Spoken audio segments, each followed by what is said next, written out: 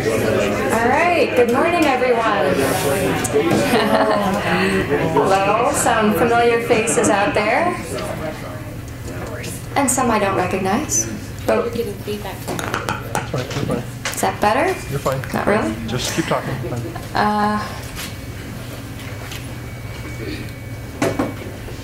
Anyway, so good morning. My name is Lauren Christopher. I'm the Director of the Division of Energy Assistance at the Administration for Children and Families in Washington, D.C. Thank you for being here, taking the time and the money to invest in this training this week. We are happy to see all of you.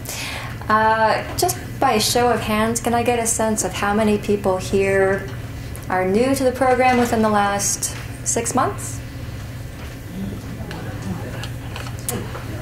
Wow, welcome to the program. Welcome to the Energy Assistance family. We hope that it is a fun crash course for you and that this training will help get you on a good platform moving forward. You're really lucking out because I see a lot of faces in the audience of people who have been with the program for quite a while and have a lot of experience to share with you. A lot of people out there who are very excited and passionate about helping their colleagues out. So please, please make time this week to meet your colleagues around the room and make some friends that you can turn to when you're back home.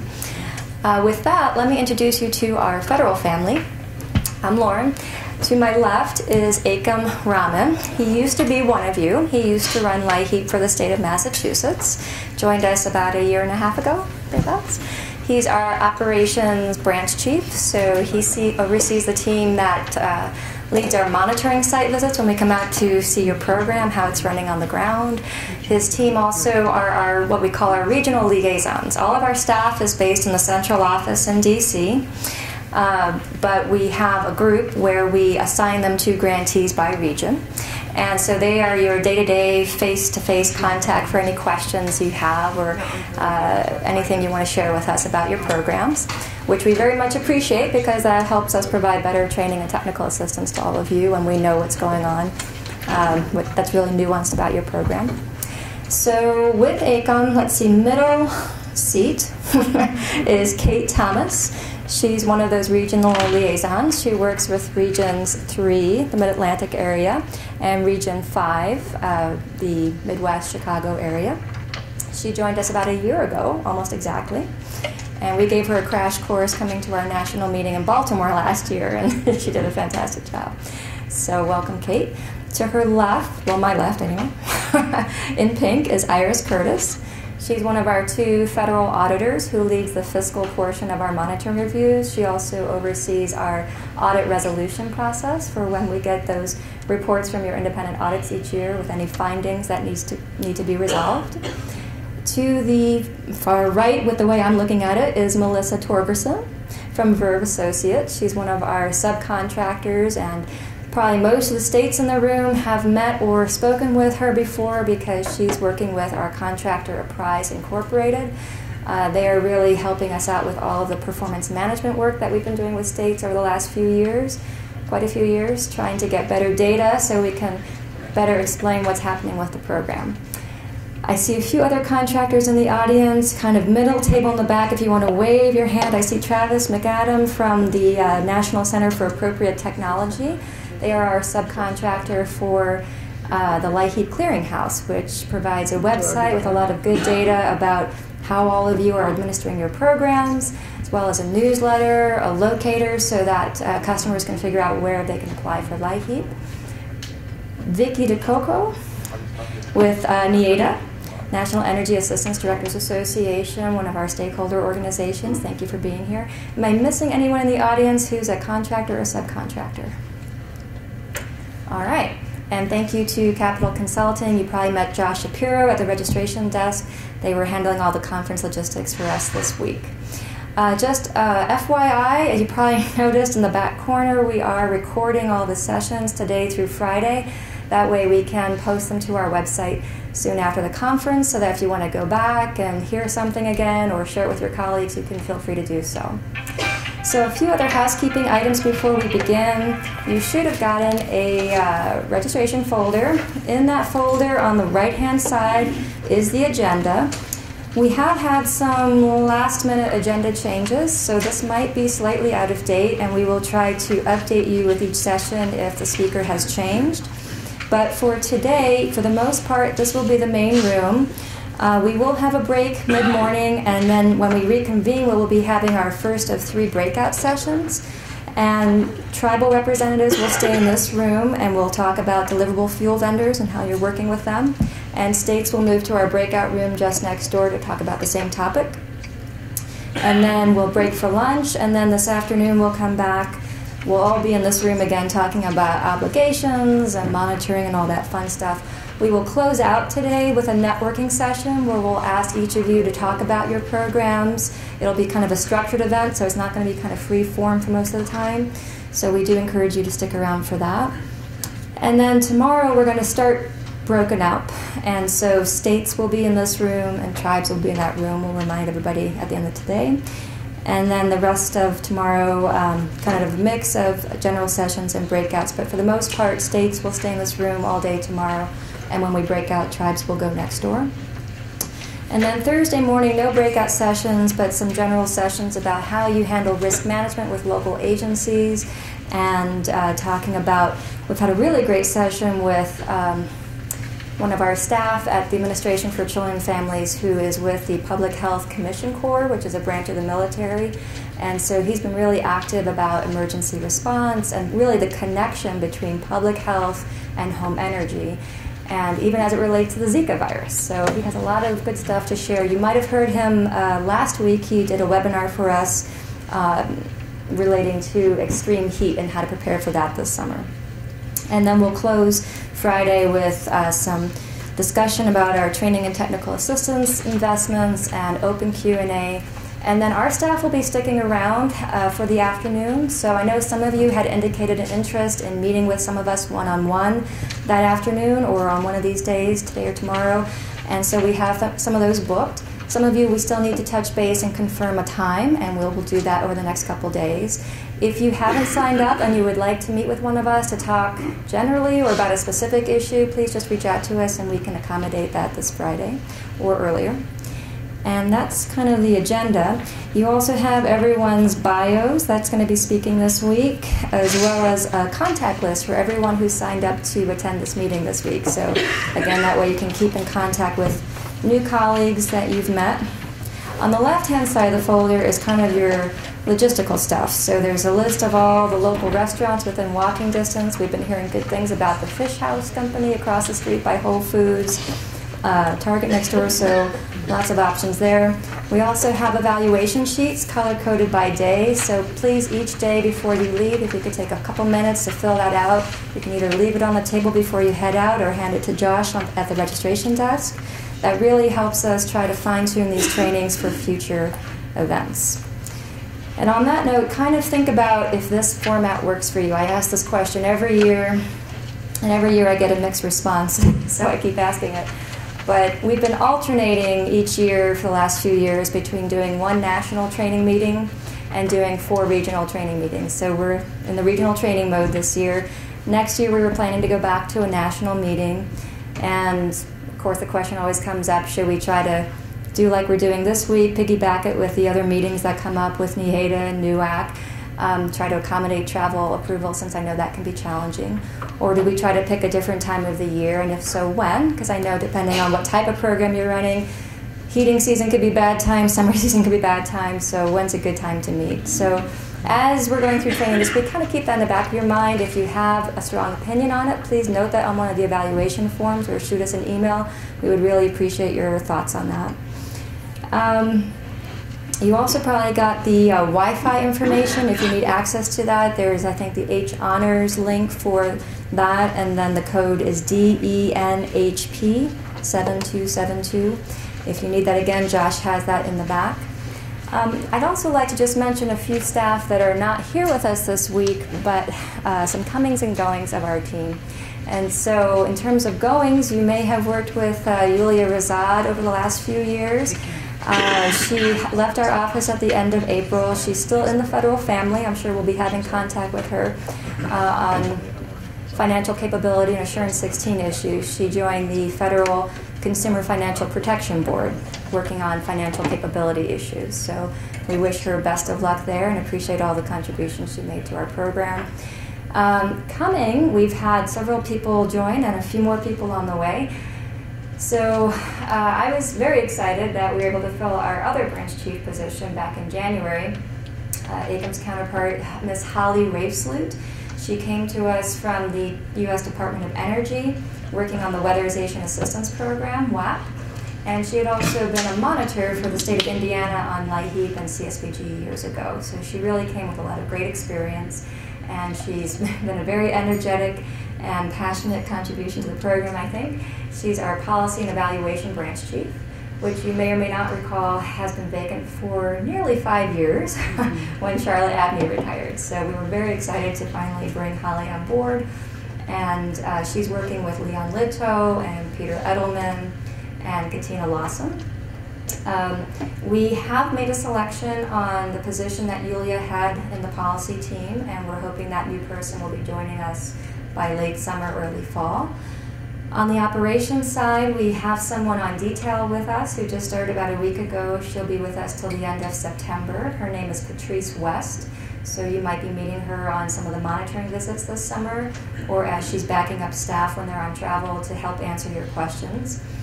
And she is from the Office of Refugee Resettlement in ACF, so she comes with good monitoring background from there. We also have a student intern starting this week, today, Parnia Assad, working on the operations team. So again, she might be helping answer questions and reaching out to you on some issues. And then we have two permanent vacancies on the operations side. One selection was made, and that person is going through security clearance. We are hoping she will start again by late summer, early fall. And the second selection, we had a little bit of a blip there, so we are kind of restarting that process. And unfortunately, the person we made the offer to had to withdraw their offer, so we're going back to the drawing board on that one. So you will probably be seeing a vacancy announcement about that pretty soon. It's in HR's hands. And so we really do encourage you to look at our vacancy announcements. All of our positions, again, are in Washington, D.C. But if you are interested or you know of someone who might be interested, we really love to bring people in from the field to work in our office. Did I miss anybody? Oh, that's everybody? Okay. Well, I think, please, as you're coming in, feel free to just take a seat. We are kind of tight on capacity, so I think we'll be probably just fine, but if needed, we can grab some extra chairs. And that's really all of the opening remarks I can think of. So again, thank you for being here.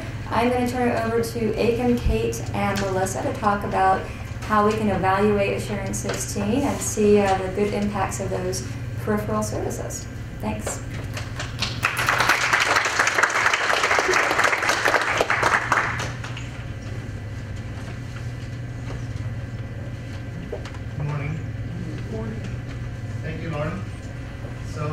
Session is about Assurance 16 and how we can measure the impact of Assurance 16. Before I introduce our speakers this morning, I just wanted to point out to a saying which is often credited to Albert Einstein. He once reportedly said that we are counting things that are not important, and we are things that are important that we can count or we're not counting. So Assurance 16, for some reason, I mean, it's a stretch, but Assurance 16 is something that I think we should be counting. In other words, we should be measuring the impact of Assurance 16. And I really thank Price and Melissa and everyone else in her team to be able to come up with some kind of a framework for us to view and for you to utilize, actually. A few years ago, when I was at the state level, I always became perplexed with this question about how to measure the impact of Assurance 16. We're all doing great work, but I think the time has come to show the impact. And this session is all about that, how we can do that, how we can measure the impact of Assurance 16. So without further ado, I am going to introduce our first speaker, Kate Thomas. Ms. Thomas is a program analyst and regional liaison for the Low-Income Home Energy Assistance Program in the Office of Community Services. Prior to joining OCS, Ms. Thomas was a program manager at a community assistance program, the Community Services Block Grant, and the implementation of the Affordable Care Act in 9 counties. Ms. Thomas also served as the Director of Outreach and Special Projects at a state organization for 4 years, where she conducted monitoring, training, and technical assistance. She holds a Bachelor of Arts degree in Political Science from the University of Kentucky and is a nationally certified Results-Oriented Management and Accountability Trainer, or ROMA trainer. Those of you who know CSBG, you know what ROMA stands for. So I will welcome Kate, and then I will read the second speaker's bio after Kate's presentation. Welcome.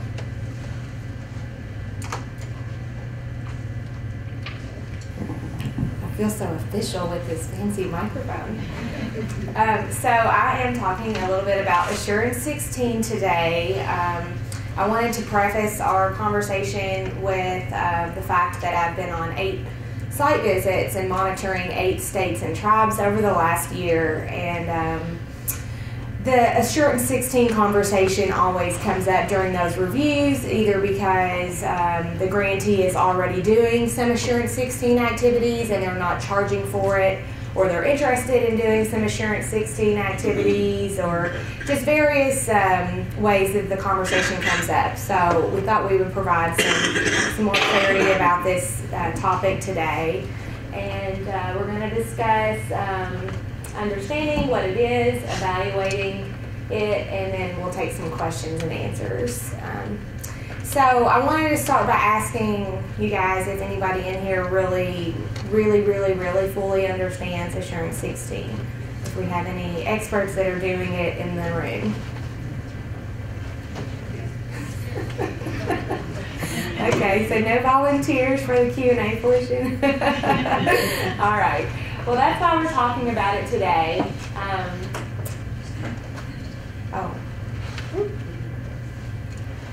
There we go. So Assurance 16 was added to the LIHEAP statute in 1994 as part of the reauthorization. Am I standing in front of anyone's view of this screen? Okay. And what it does is it allows grantees, states and tribes and territories to use up to 5% of its funding to provide services that encourage and enable households to reduce their home energy needs and thereby the need for energy assistance. So that is actually the language from the statute.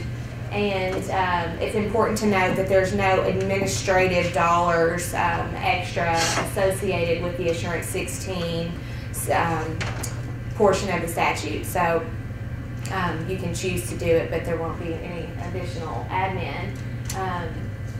And as you know, there wasn't always 16 assurances. So when we talk about the assurances all the time, we talk about our 16 assurances. It's sort of our Constitution, our Bill of Rights, and so the 16th is the most recent one.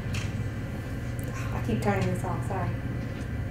So there are some allowable expenditures under the Assurance 16 language, and from the statute it says services that encourage and enable households to reduce their home energy needs. So services is the key word. You cannot use Assurance 16 for any equipment. It also specifies that the services include needs assessments, counseling, and assistance with working with energy vendors. So we'll get into sort of what some of that stuff means a little bit in a minute. Outreach and other normal program operations costs are not allowable under Assurance 16 activities. So it's just noting that this is, very distinctly services that encourage energy conservation or education that have an impact on reducing the household's needs. So these are some more examples of the Assurance 16 activities. I'm not sure if is this up loud enough? Can everybody hear me okay? Great. So you can do case management. We have several states doing that, and the reason I'm not noting tribes and territories here is because this chart is based on some states' data that we have. So these are examples of what states are doing with the Assurance 16 funds. Case management, we have a huge portion doing energy education and advocacy. We have quite a few doing financial counseling, quite a few doing vendor advocacy and negotiations. I think it's important that we note that vendor advocacy and negotiations can also include direct negotiations and advocacy on the part of a household, but also formal advocacy in front of a ratepayer commission. We've seen that kind of situation as well, where the utilities want to increase the rate that the utilities are going to charge for their energy, and you have someone who goes and argues on behalf of the low-income population not to raise those rates. We have crisis interventions, so the time that you take, or your case managers, or your case intake workers, or whatever you call them, when they're going in to intervene for the household, and the time that they spend working to help intervene in these situations. Referrals, and that includes referrals to other energy assistance type services. And then we have needs assessments. And needs assessments can include energy related needs assessments on the household, where you're looking sort of at a logic model of the household and where their needs are. So there's various ways to do each of these items. Currently we have 34 states, 28 tribes, and 2 territories spending LIHEAP funds on Assurance 16 activities, according to their fiscal year 2016 model plan. So that's quite a few of you guys. In fiscal year 2014, over $40 million was obligated for Assurance 16 activities by states, and that figure doesn't include tribes and territories because they don't submit a grantee survey, so we're not tracking their funding that they're spending on. So there may be more than $40 million being spent. The LIHEAP statute requires that grantees, this is the language that this is the hot button issue here, report to the Secretary concerning the impact of such activities on the number of households served, the level of direct benefits provided to those households, and the number that remain unserved. So that part is sort of in the model plan in sections 13.1 when you describe what activities you're going to do, what services you're going to provide under Assurance 16, and 13.2, that you can't go above that 5%. It's optional. You don't have to do any percent, but you can do 2%, 3%, 4%. You just can't go above 5% of your total allocation. 13.3 is describing the impact of Assurance 16 on the number of households that you serve. So that's a key thing to remember, that you need to be able to document the actual number of households that are being impacted by the funding. And 13.4, description of the direct benefits provided to the households. And 13.5 and 13.6, number of applicants and number of recipients. So that gets to the point of those who were not able to be served with the Assurance 16 dollars as well. And I believe that is the cue to turn it over to our next portion of this. Thank you, Kate. Before I hand it over to Melissa, I just wanted to emphasize a couple of points from Kate's slide. One is $40 million, and that does not include the tribes. And as you noticed that only 28 tribes at this point are using Assurance 16 funds. Roughly, we have about 150 to 51 tribes that are receiving LIHEAP this year. So if you're a tribal grantee and you feel like there is a local need for using Assurance 16 money, please don't hesitate to contact our staff. We can work with you to modify your LIHEAP plan for this year, which can be done until September 30th. and we can also help you design an Assurance 16 program or provide you with information from different sources about designing a new Assurance 16 program for 16. Our next speaker is Melissa Torgerson. Ms. Torgerson is the owner of Verb Associates LLC. She has worked with nonprofit and government agencies for over 20 years, including in her role as LAHI Director for the state of Oregon. In addition to working with the prize on LAHI performance management, she is also a member of the research faculty in the Applied Economics Department at Oregon State University. She received her undergraduate degree in sociology and her master's of public policy degree from Oregon State University. Melissa, welcome. Can you hear me? Good morning. Morning. Are you all excited for 3 days of training? All right, so I want to jump back to something Kate talked about just to kind of preface this part of the presentation, and it's this first bullet. The idea that Assurance 16, the purpose of Assurance 16 is to provide services that encourage and enable households to reduce their home energy needs. That's a very broad category. And so when we were in Oregon, we always called Assurance 16 the WD-40 of LAHI. And the reason we called it that, how many of you know what WD-40 is? Do all of you? Some people are like, what? It basically served a great purpose in that there are times when getting a light heat benefit, a bill payment assistance benefit, is maximized when you can help a family set up a payment plan, or when you can negotiate for a lower rate. There are things that we can do to make sure that our limited resources go a little bit further in reducing folks' need for energy assistance. And so Assurance 16 covers a plethora of activities. We're going to talk about those today, but we're going to talk about it through the framework of evaluation. Because one of the things you all saw pop up on your model plans a couple years ago was all of a sudden you need to be able to report how many households are getting what kinds of services. And we had a lot of phone calls of people saying, I don't really track this. Because it's such a wide category, people use it in all different kinds of ways, and in many cases even give discretion to their local agencies or sub-grantees to use it in ways that best benefit the client, which makes it a little bit tricky to capture in terms of evaluation of data. And so today, we're going to talk about why it's important that you track this information, not just because of the statute. And then we're going to go through some steps you can take to do this. Now, some of you have evaluated or are more experienced in the room, you've evaluated Assurance 16, you've already decided you don't want to use it.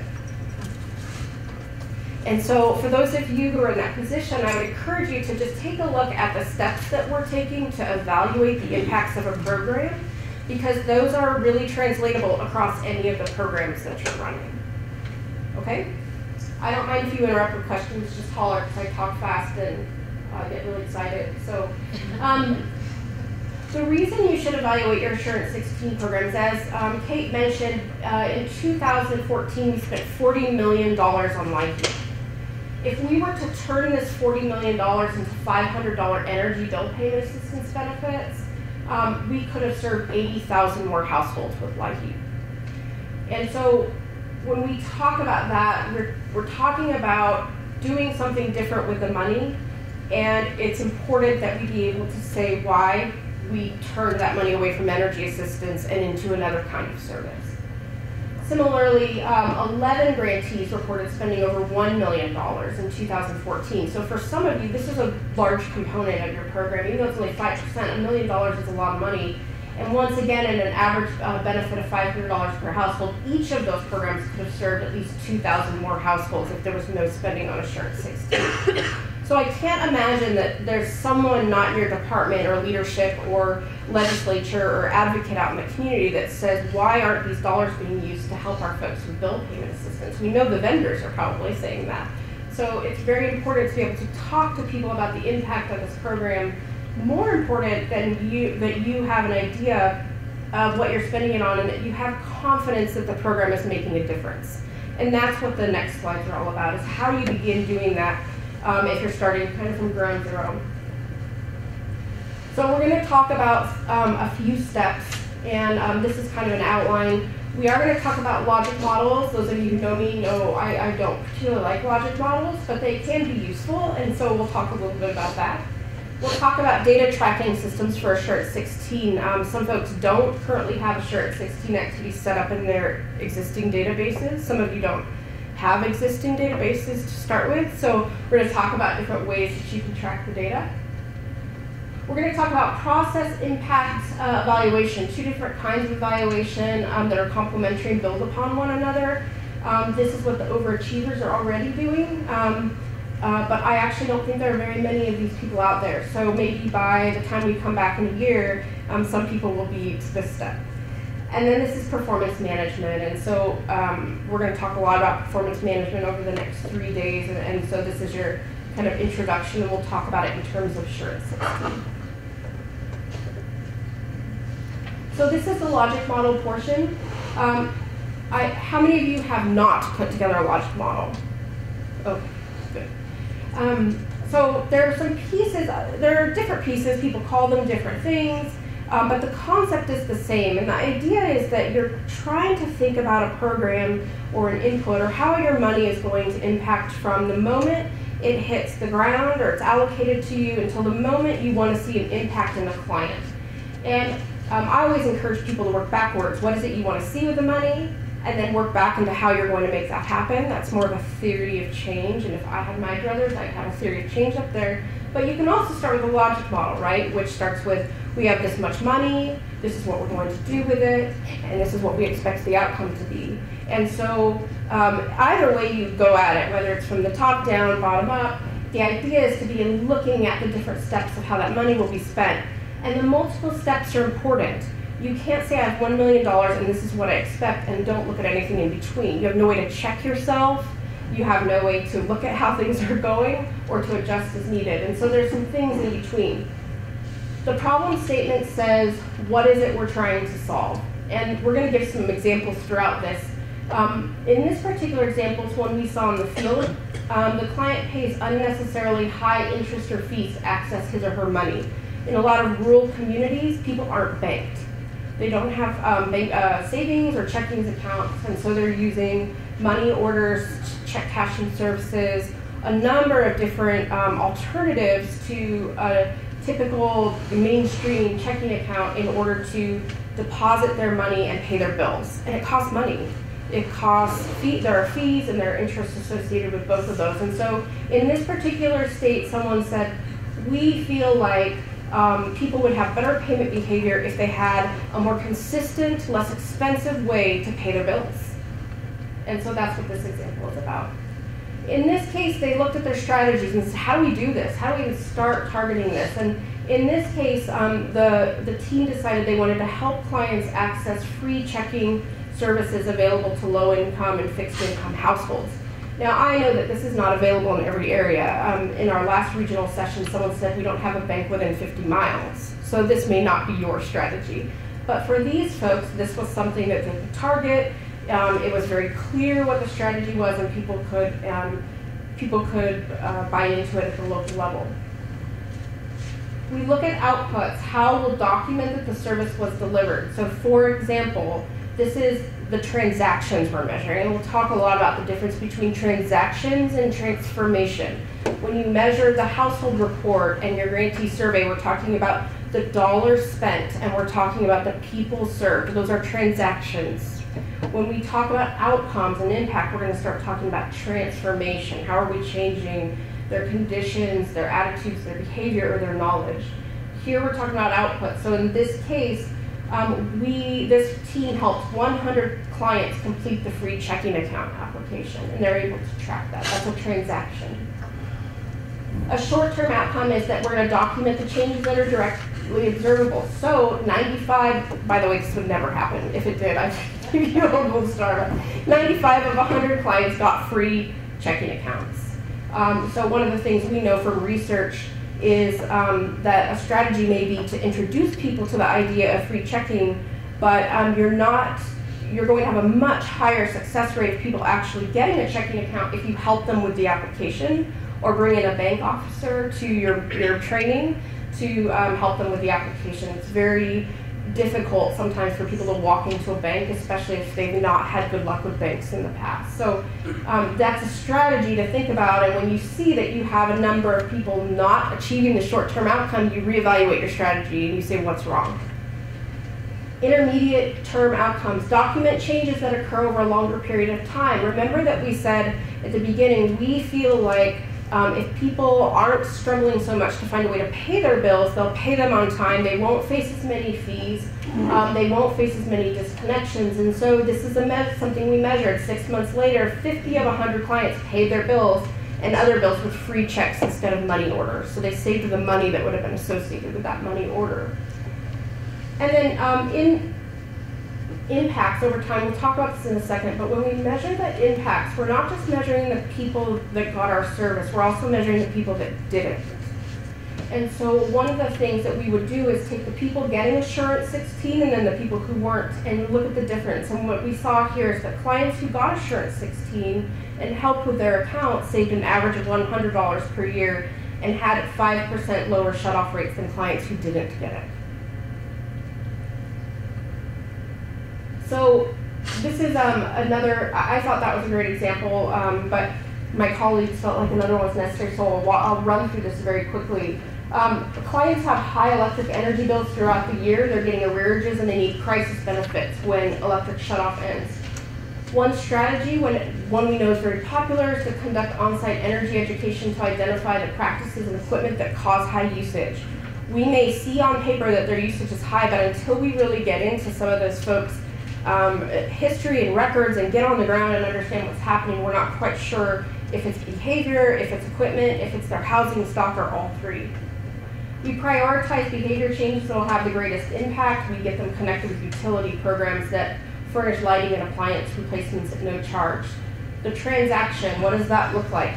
We scheduled 125 on-site visits. You're not even measuring outcomes at this point. You're just saying, we scheduled 125 on-site visits, and this is the kind of thing you would put in your state plan. You completed 105 on-site visits. You got behavioral change commitments. Those are those forms they sign that say, I will change my light bulb, or I will turn my water heater down 10 degrees. From 102 clients, and you identified available utility programs for 82 clients. How many of your sub-grantees or you are tracking these kinds of transactions right now? Good for you. I really should like come with prizes or something. That's awesome. So that's something that is the first step. When we talk about first step, you don't need to jump right to, we're going to measure the people that got Assurance 16 and the people that didn't. We're going to compare them and look at the impact over time. Start with this. What are the steps you're taking to move them toward an outcome? What are the transactions and the steps that you're taking? Short-term outcomes, so in this case they used a follow-up survey, and this is just, you could do this with a customer satisfaction survey. Some people do it by text. I don't know if you've seen this, it's pretty cool. They can do a text follow-up survey and they get a coupon for like a free sandwich. And so follow-up surveys found that 75 of 102 clients who made commitments are keeping the commitment. And so that was simply saying, are you able to keep it? Have you done the things you said you were going to do?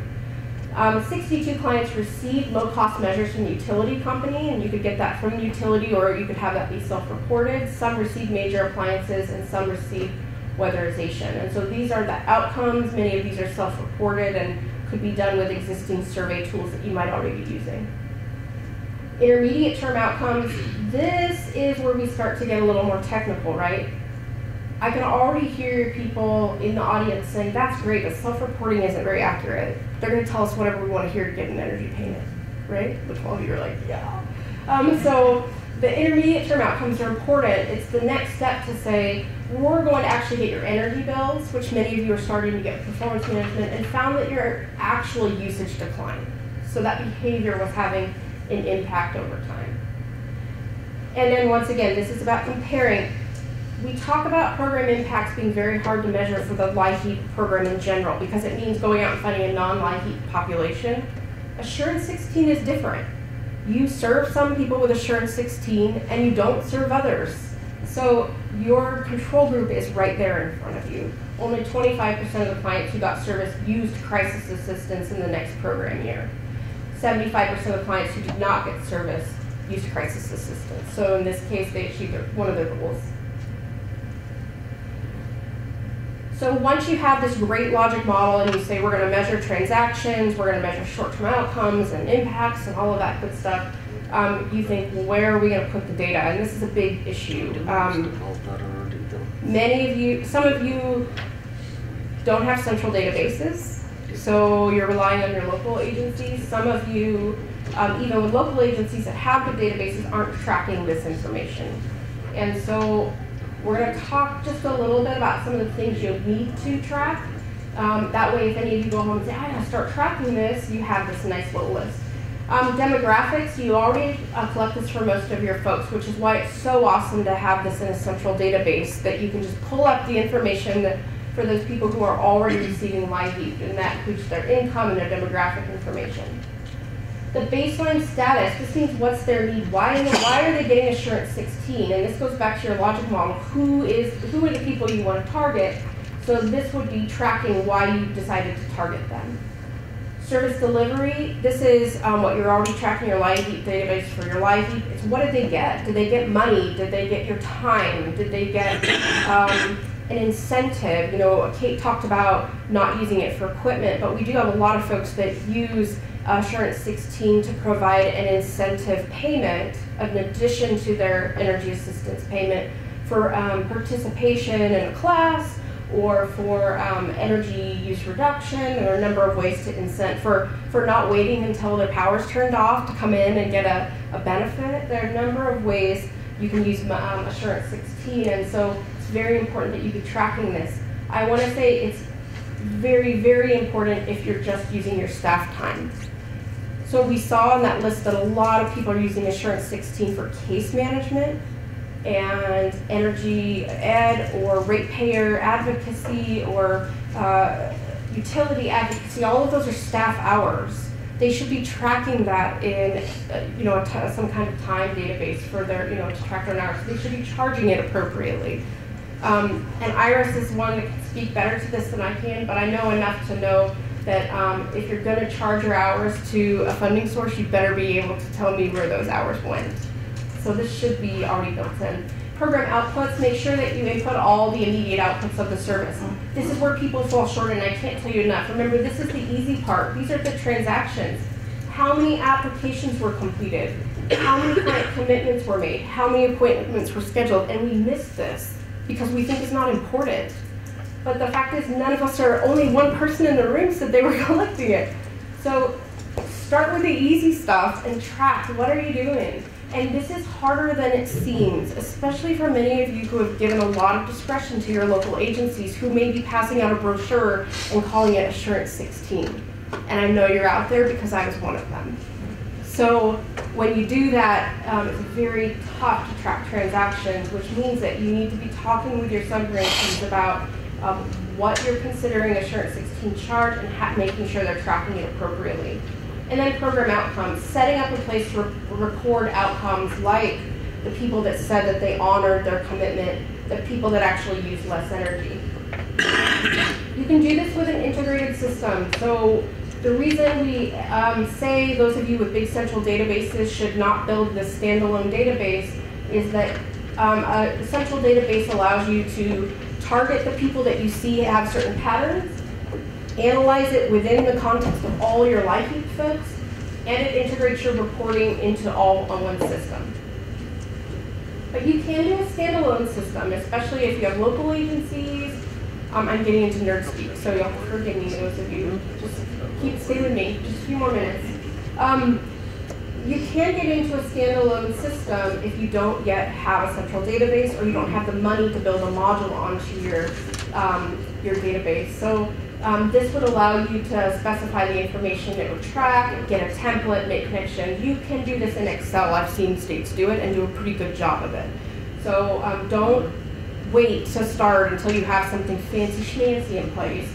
Start by just figuring out what it is you need to track and finding a modest way to track until you can get something more solid. We have pictures here of very not fancy looking Assurance 16 data tracking system. This was created by a prize for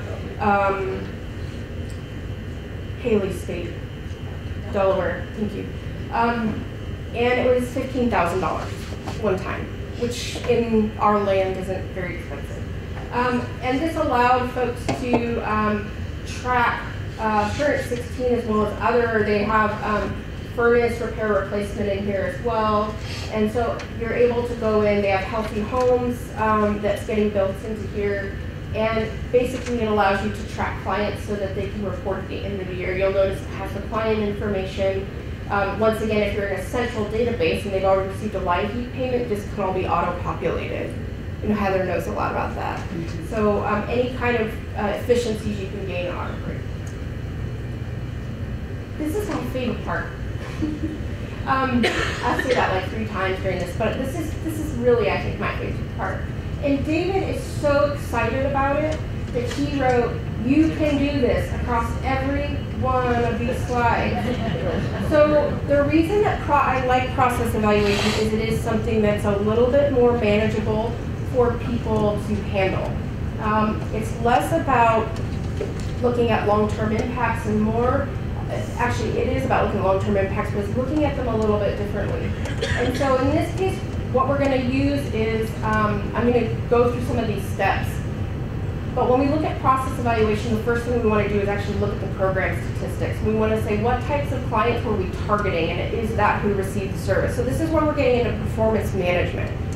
And Heather Jones has been, Heather's in the back, by the way, and I'll refer to her like 80 times. And at the other trainings, everyone's looking around like, where's Heather? But you all have the advantage of having her here. Heather Jones will always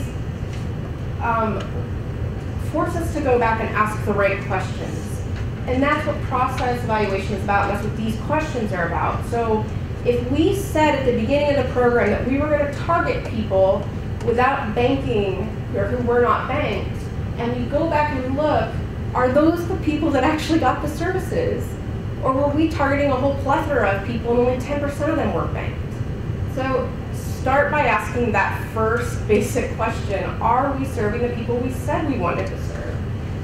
What kind of investment did we expect per client, and is that the actual level? I can't tell you the number of times we see people talk about this great, wonderful, awesome program, and we go look at it, and it served 10 clients in a year. And they've spent, you know, $100,000 on it.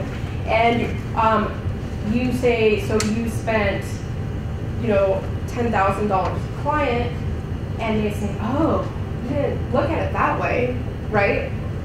So spend some time looking at how much you're spending a client. Is it worth it? Is that worth it to you?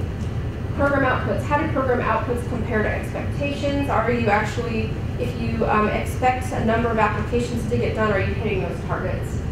Program statistics. Let me jump ahead actually. This is administrative in-depth interviews. You don't need a data tracking system to do these. Spend time talking with your people. If there's one thing I would ask that you leave from all of our presentations, it's that data is awesome, but data is useless without the people who input it and the people who understand it. When you start out in your program, I saw a lot of you raise your hands. I hope that the first people you're talking to are the people in your office, but also the people who've been doing LIHEAP on the ground for years and years. You will learn more from them than you will learn from any manual, from any of these trainings. And I can't underscore the importance enough of that being data. That information is data that you can use and should use to think about your programs. And that's what this is about, administrative in-depth interviews. Share program statistics with who you're talking with. Ask them to tell you what's working and how they know. Ask them to tell you about the barriers, and then ask them to make recommendations that they would like to see and prioritize them. So when I was in Oregon, I wanted to dress up in like a mustache or like a ninja and go into the appointments and do like spying. I think it's called testing, but I like the word spying better. I was not, the legal department would not allow me to do this, but Lisa can attest to the fact that I tried to do this. I wanted to see service delivery firsthand. You can do this without being a ninja, it's just less fun. And so the idea is to go in as a silent observer and actually watch the process and learn about the program. You're not there to assess how well the intake goes. That's not the purpose. The purpose is to look at the interaction and make sure that how we're interacting with clients and the services we're offering matches what they need. Do a debrief with the service provider. Ask them what to report on what worked, what didn't work, and whether that was a typical interaction. You'll be very surprised that your observations don't match their observations about 90% of the time. And this is the best part. Ask the client to tell you about their experience. Take them out for a cup of coffee after their appointment, or just have them sit right there. They'll tell you a lot of times what their own experience was, and it will be different as well from what you saw. When you do client in-depth interviews and you can spend some time with them, ask them to tell you what they thought the benefits of the program were. You will find that at least half the time they list a benefit that was secondary to you or that you weren't expecting. And then program barriers. Encourage them to tell you what they expected but didn't get. This may be probably the most important. What are we missing and how the program could be improved for them? All of you are saying, I already work 80 hours a week. How am I going to do in-depth interviews with all of my clients and staff? These are really great projects for, first of all, I recommend that every new employee take time to do this. You'll learn more about your program than you will from anything else. But ask a student to do it. Ask, some of you have interns, some of you have colleges nearby with people itching to get internships. There are ways to do this, and I'd encourage you to use all of those. Of course, David put this slide together. I'm not going to go through all of it, but of course it includes do's and do nots. So do ask your staff for clear explanation of why they think it's succeeding. Make sure you document your findings. How many of you have ever been on an interview panel? Right? You are always more influenced by your first and your last interview. Your last one, you're just excited to get done. Your first one is just your kind of first, whether it's good or bad, it's the first time you're hearing it. And so it goes for the same when you're doing an interview just to learn more. You're always going to be overly influenced by your first or last experiences. Be prepared to learn things you didn't expect to know. Do not leave the discussion in a predetermined outcome. Stay neutral and try to ask questions. And a prize can help you come up with questions that'll make sure they're not leading. And this is probably one, I have this quote on my wall: powerfully held opinions are not always widely held opinions. We all know there are those very articulate people out there that we tend to hear more clearly than others, and their thoughts rise to the top because of the clarity of their speech or the way that they express themselves. But that doesn't mean that that's the most widely held opinion. So it's really important to remember that. This is about impact evaluation. It's all the same thing, except now you're looking at comparing program design to actual program implementation. Who are you targeting? How much money are you putting in? What are your outputs that are documented? Are there any that can be documented from existing data? Client surveys. Remember, we talked about transactions. That's a lot about what the process of evaluation is. This is about impact. What are the changes in conditions, attitudes, behavior, and knowledge that we're trying to seek, and are we seeing them? So measuring whether the client understood the services that were being delivered, assessing what behavior changes were made, following up to quantify the share of clients who receive services. We give a lot of free checking account applications out, but if only 10% of those people actually go to the bank and follow up, is that really successful? And then client perceptions. Tell them, ask them to tell you about the changes in their status that might be correlated with a program service. And this can be done in person. This can be done at the next year's intake. This could be done by a follow-up customer service. Some of you do customer service surveys, adding that question to that. Quantitative measures, the nerd stuff, the data dork, as Jane would call it. I refer to her a lot too, and she's in the room this time. So this is likely to be the most difficult task. So for those of you who are starting from zero, this would probably be one of your final steps. But this is about looking at data to really ask yourself those important questions. Are you really targeting energy education? Is handing out a brochure making an impact? And I have to tell you, that's a hard question all of us have asked ourselves. Bill payment, are you actually seeing different behavior? And then referrals, are you making sure that your clients have actually increased their available income? It is absolutely appropriate to refer people to a lot of services. If you have a strategy, however, of reducing their need for money orders, referring them to counseling or SNAP may not be in line with that strategy. So really thinking about what are the linkages between where you're sending them, what you're telling them, and how that equates and links to what you're trying to do. So David's not quite as confident on these slides, you notice, but you can do at least part of this. Yep, he puts that on all of them. So this is about using longitudinal program statistics to measure program outcomes. So this is one of my favorite, I said I'd say it more than once, one of my favorite questions, because we keep hearing it from tribes and states that say, how do we reduce the number of people that come in for crisis each year? Who are these people? Why do they need this? Do they need it? Is there a way for us to make it so they're not waiting until they're in crisis to come see us? And so looking at that over time is one way to be able to measure whether or not your Assurance 16 program is having an impact. If your benefits are based on energy use and income, if your benefits are based on energy bills and income, did benefits for participating households fall as they use less energy? So looking at, once again, cause and effect. If you expected to do one thing and see another, are you seeing something else happen? And do you need to adjust? Program participation. Is there any way to document that clients are still living in the area and no longer need licensed program services? This is a tough one, and it relies on looking at data from other programs.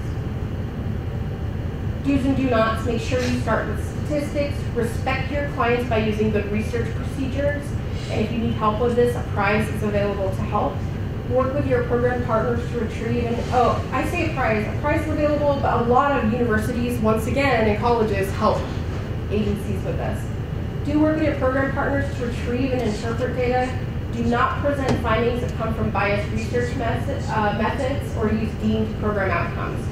No information is better than biased information. Do not characterize program outcomes as program impacts unless you've designed and implemented experimental or quasi-experimental. Remember, outcomes are the transformations we're causing in our clients. Impacts are the transformations we're causing that are different from the general population. That's an important distinction to make. So this is growth program. You can look at all of your program's impact by looking at prior program intervention and after. Once again, this is a good before and after look, and many of us have this data because our clients come in year after year. So being able to take the pool of those clients and look at longitudinal data and how different pieces played into that is important. Once again, it's something that a prize can help you with. Oh my gosh. You can still do at least part of this, net program impacts. You can look at these by comparing the outcomes compared to those who didn't. We've already kind of talked about this. There are 20 examples in the next slides, and I've already gotten my playoff music from ACOM. And so I'm going to just highlight a couple of these. I encourage, you all got a CD. I encourage you to take a look at that CD and at these examples, especially if you're saying, I didn't know very much about Assurance 16. I'm not quite sure what I can do with it.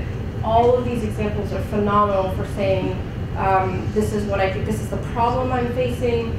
This is how I can use Assurance 16. And so we talk about here, 10% of clients have energy bills that are more than 2 times the average. In this case, we could target clients for on-site energy needs assessment, like we talked about earlier. Repeat disconnections. Conduct outreach to vendors to develop procedures to avoid service disconnections for clients that are long-term. Many, many vendors are willing to partner with you. I know that's some of you are saying, whatever, but it's true.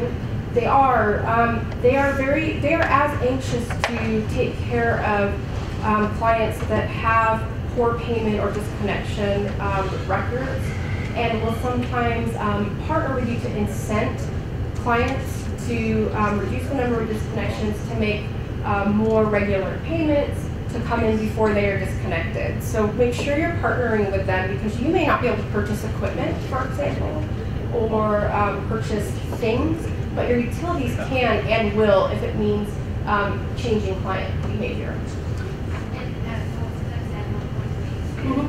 We did see in some of our visits where the utilities have donated light bulbs and things of that nature to give the insurance. And so she mentioned that vendors have donated light bulbs, energy kits. We've seen them donate with things that we wouldn't buy, like refrigerators or Energy Star appliances. So I would encourage you to leverage your Assurance 16 with other services as incentives. We put examples up here. Of course, we always use Minnesota because they're kind of an overachiever, and so there's a number of things here that you can refer to. I do want to highlight throughout, Prize is doing a few different presentations. We just went through and updated these links. They may not be current in your CD. As you know, OCS is going through a web server change. So we will be sending out, as these continually get updated, we'll send them out to all of you. Delaware's not here today, right? No. Indiana. Hi, Gina? Yes. Hi, Gina. It's good to meet you. So Gina's new. So Gina, you can go read about your program right here. I want to highlight this. We added this after the first regional training because people said, how do I update my system? I don't want to update my system, or I don't have money to update my system, or I need money to help me get all the infrastructure in place. And so we put the Travis here. This is, and Marissa, right? Yes, from the Clearinghouse. They put together these awesome briefs, and this is one of them, and it goes into administrative costs. They call it administrative cost savings. I would just say that it's an awesome way to look at what is administrative versus program expenses and how you can look at that differently depending on your interpretation.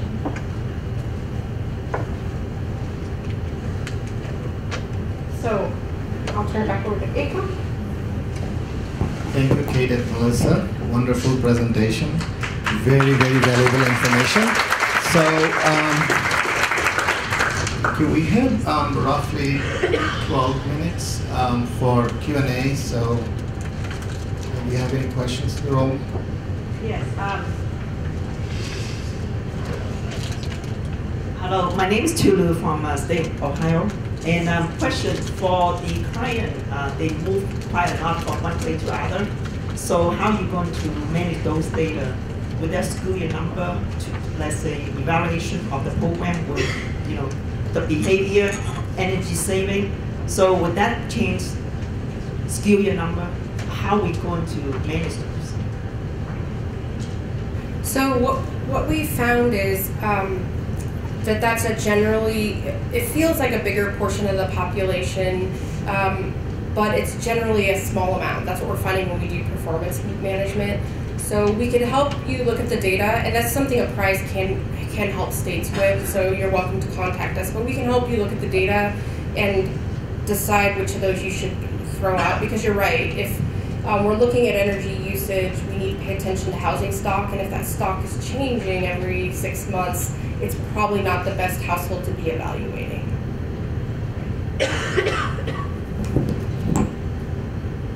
Yeah, this is Jerry from Iowa. I have two questions.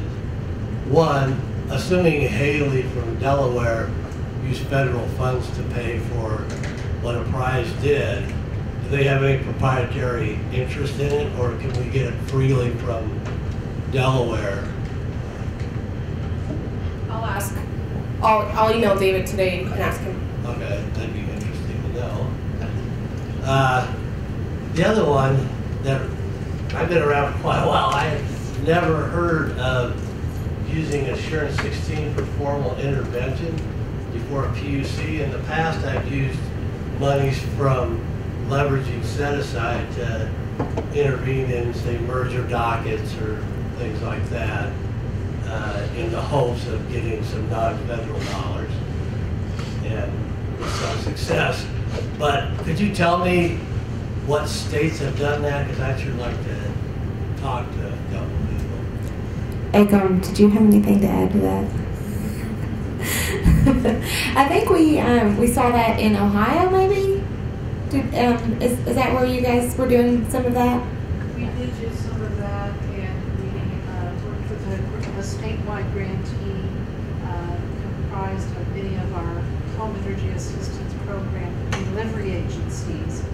And we have, I was just going to say, we worked with a statewide entity, association comprised of many LIHEAP sub-grantees, and some of the dollars in their grant were used to intervene in cases before our Public Utilities Commission or to participate in collaborations with utility companies and other interveners that were focused on energy savings and reducing demand and things of that nature. So we have worked in that domain in the past.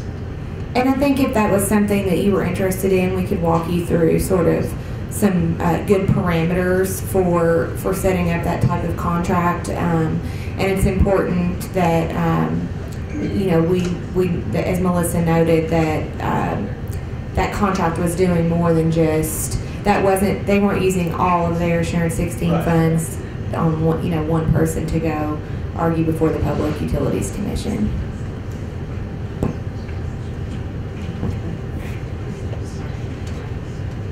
I hated to give up that mic before.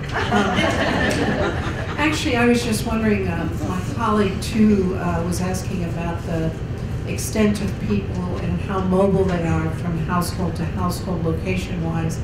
I think I heard you say that that's less than what we tend to believe or perceive. Do you have any stats off the top of your head? Because I do think that's an enduring myth, perhaps, if you're saying it's not as great of an incidence of that as we thought.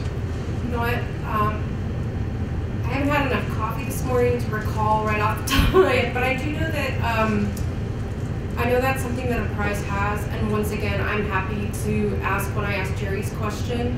But we do see that we've heard this when performance measures come up again and again. People are very concerned about that. But Apprise has looked at those, your REX data. They look at the patterns, and they're not. It's not as high of a percentage as we think. So I will get that data for you, and I'll either find you or announce it, because I know everyone's dying to know. So no problem. Before you pass the mic to anyone else, so Travis, you guys just finished an issue brief. I don't know if it's published yet about ratepayer. Have you finished it working to do ratepayer advocacy, PUC? Yeah, we did, and it is posted on our website. I wish we had been aware that you could use Assurance 16 funds to do some of that work. I think that would have been an interesting angle to explore. But yeah, that one is posted on the same page where you can find the other issue briefs and reports that you mentioned.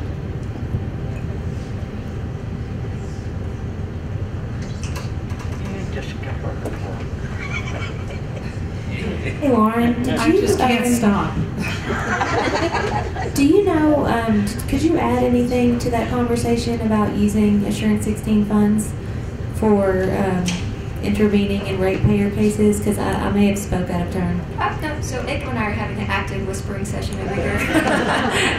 I think the general thing I would just remind everybody of is that the list that Kate walked through at the beginning of the presentation of different examples of Assurance 16 activities is not an exhaustive list.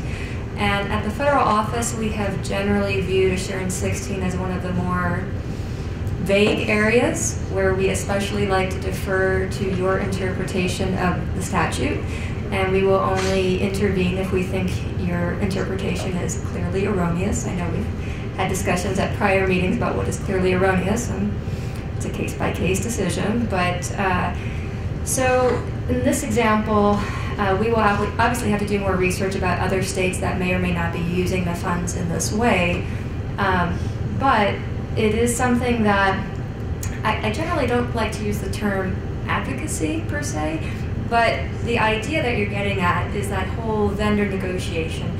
And remembering Assurance 7 of the statute, which is all about the consumer protections and making sure that if you are paying vendors that they are charging clients appropriately and crediting their accounts properly, and that they are not treating the LIHEAP customers adversely just by virtue of being LIHEAP customers. And so that all of these examples of making sure you are representing at PUC meetings, hearings, I think are good examples of how you're helping to protect your clients.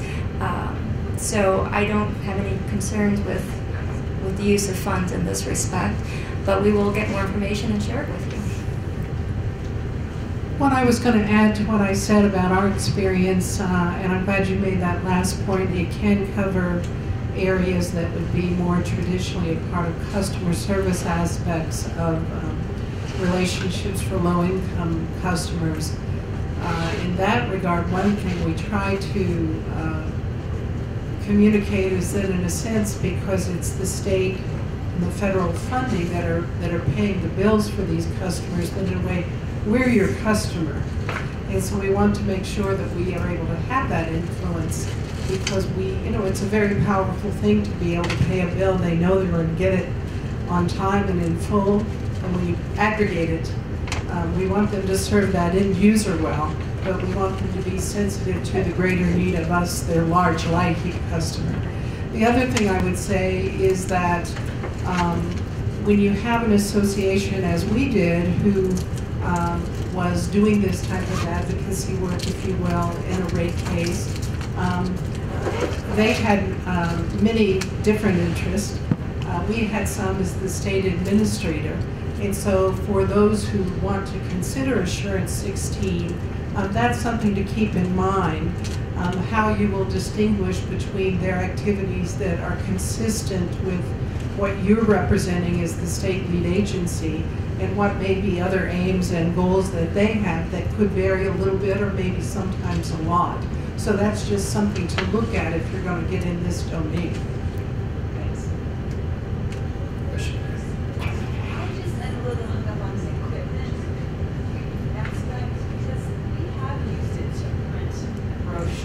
And used it to provide blankets for seniors and things like that. Is that considered equipment, or are we talking about trucks and things like that?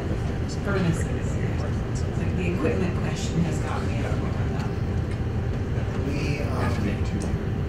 I don't know what if you have an answer. We are actually looking into that very specific issue.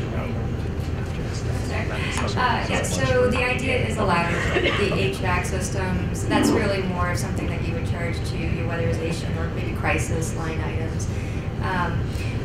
The issue of, so we had a state where they were purchasing very inexpensive fans, but they were actually doing it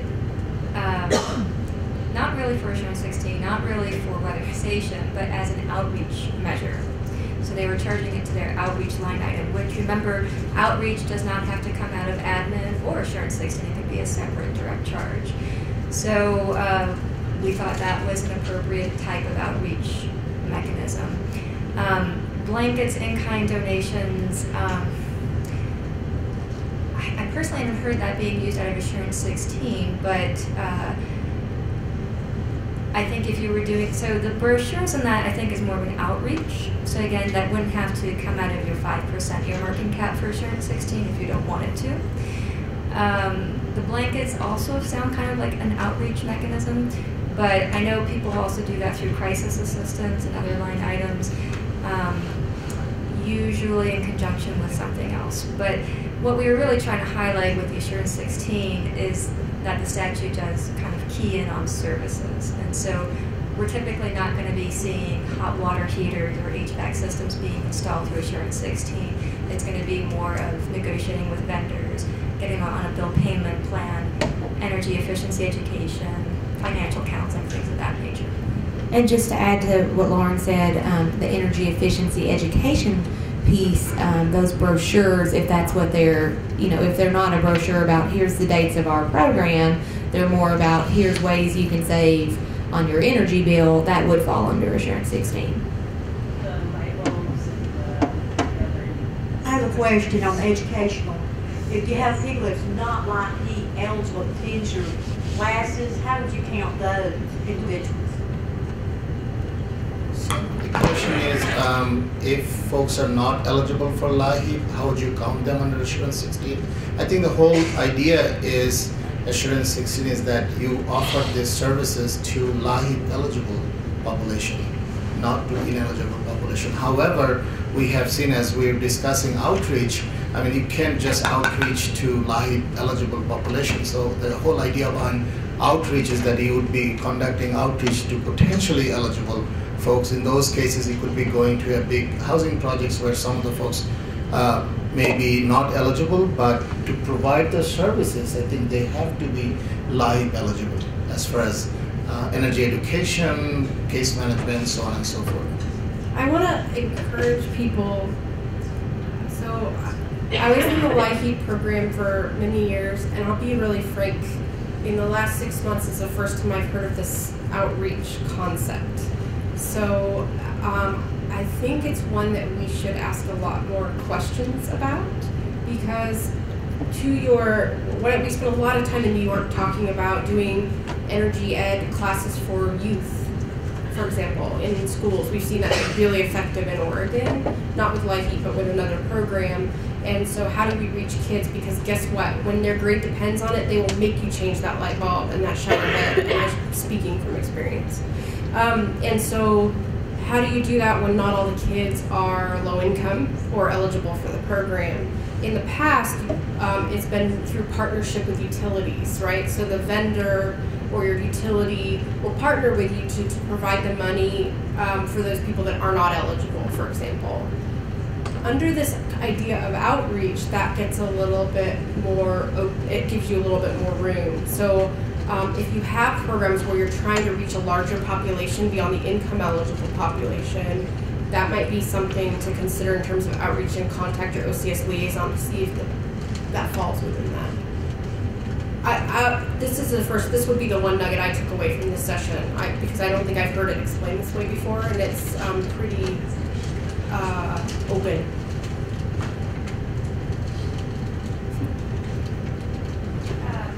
Not to really muddy the water any further, but I've heard some grantees will require some sort of education component of applicants. And so maybe because people have limited time to come in for an intake appointment, while they're there, part of the process is that they sit through a video or a 30-minute presentation or whatever it is. And I don't think we would have any problems with that, as it's part of the intake process. So I can't think of which grantees I could do that. California does that. Great. Other questions or comments on this session?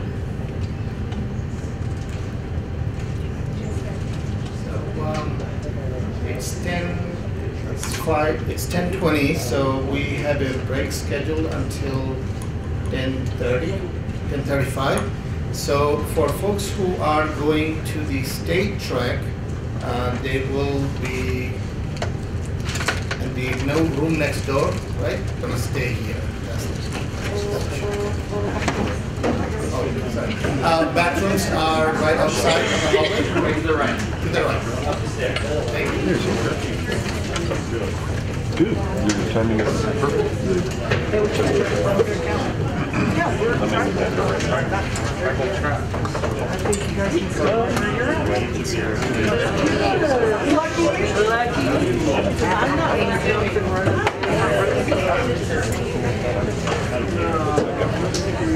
It's a small government show. We forgot what stay here. No, tomorrow we say it.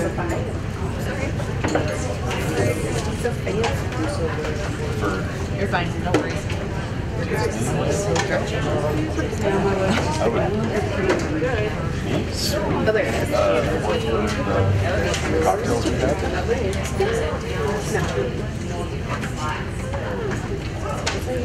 The one that I met you. How much do I get to bill for that? Ron, you did not mean to call me.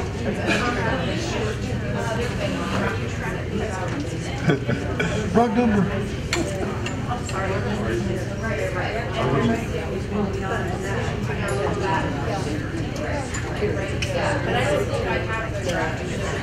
talking to Mike Ishman, bro. I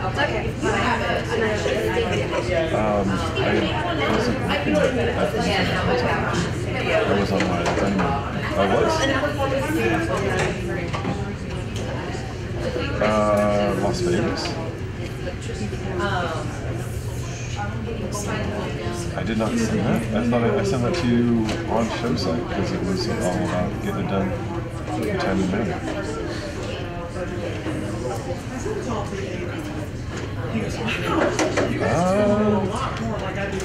Trying to think. I wonder if that's when my laptop. Oh. No, because then I did. No, I did. Because I did it. I borrowed the laptop.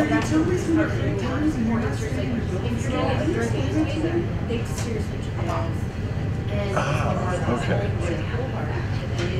All right, let me hop on. My laptop's in use right now. We're in break, so perfect. I'll hop on to my thing and set it up right away. Yeah. That needs to push through. Oh, yeah. Okay, that's all. Okay. Yes. Hey. Oh, you got to school. Okay. Someone else's birthday. Oh. Are you okay? I'm saying right now.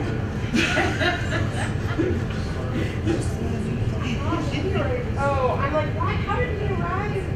So he arrived at home. I forget that we're on time. Okay. Why did he do that? Yeah, I haven't. I tracked him on it.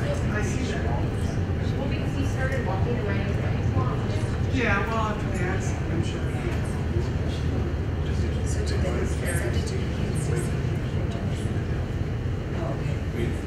This well, it's just with plastic. Yes, I saw that. So I think that's a good idea. I like that idea. Sharing the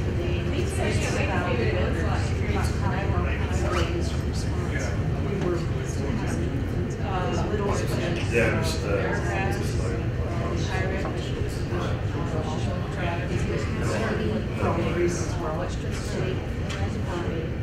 but this one not a feral. So anyway,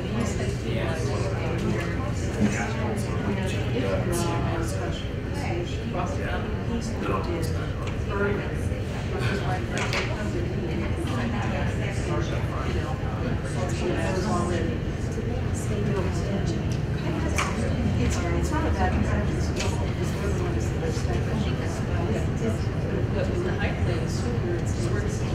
So in that way, if I can now place like that with the line, so I think that's good as well. Try to work with the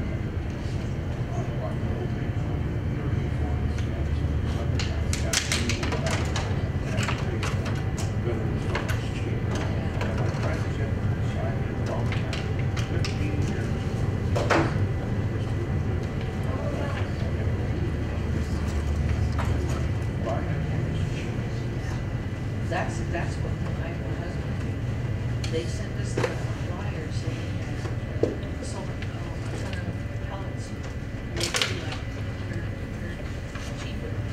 So that's a kind of, and we bought a shed, a small shed, and we just buy it, yeah, and we just keep it stocked until winter time. So that's what we do. We'll call the council.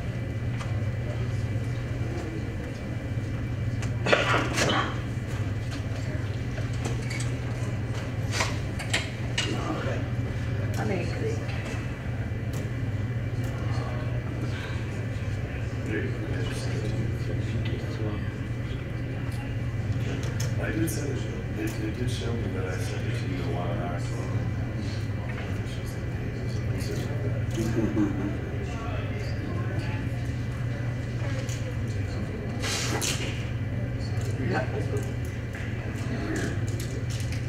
I wonder if it's like it doesn't say here's our traffic and all this together. Anyway, it's did it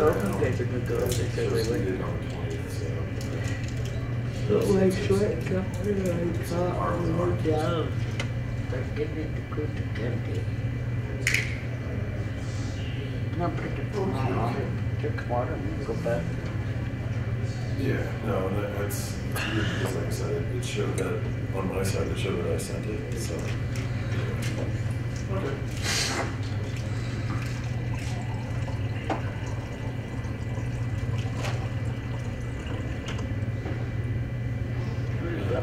I didn't sleep good last night. Legs were aching.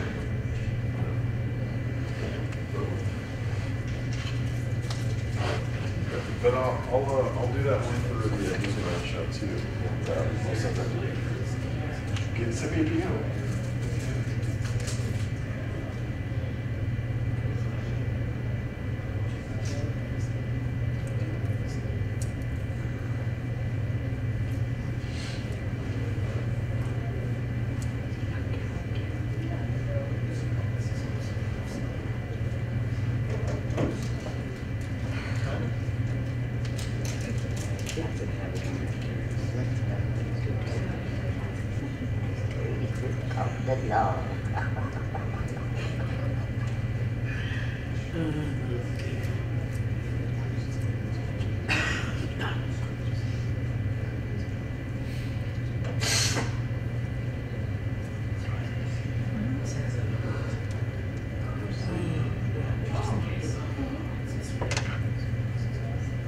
Oh my God, Winona.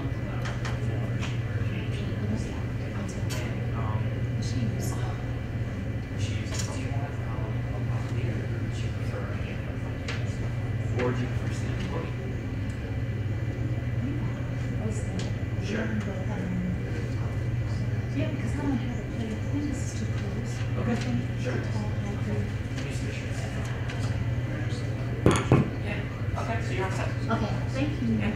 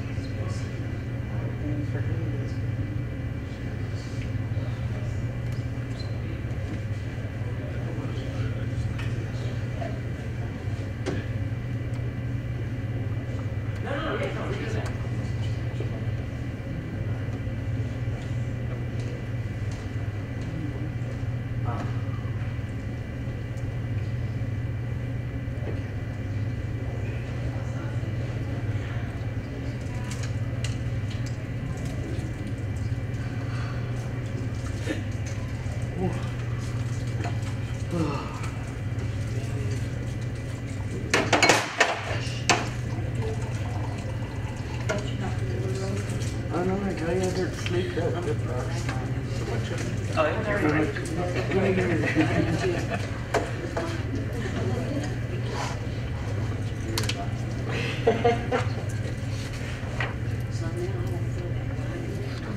Put it on man when it rains.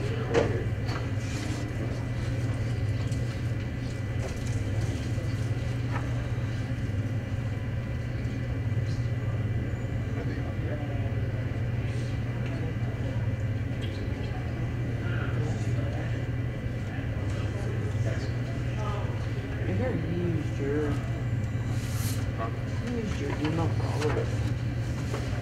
I'm sharing.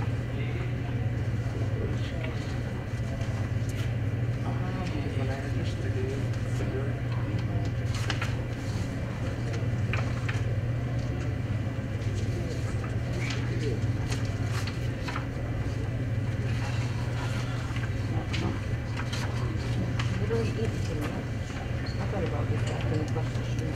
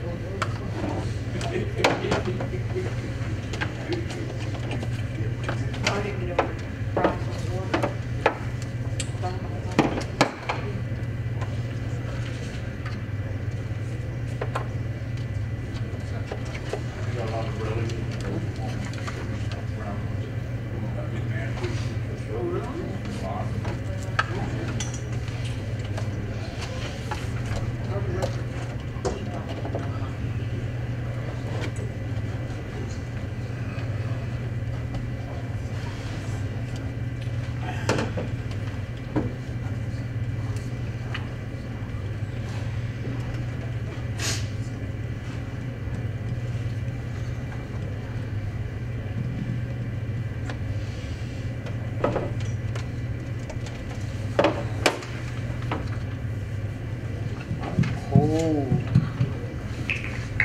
Choo-choo.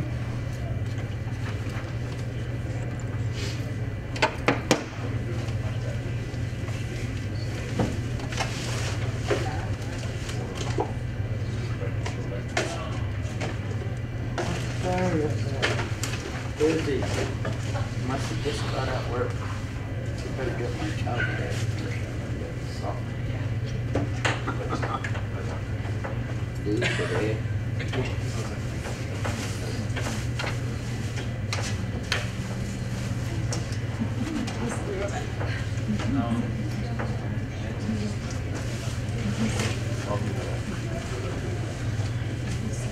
I should jump on here and see if it helps.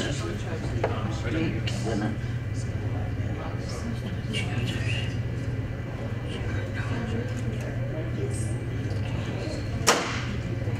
you do that now?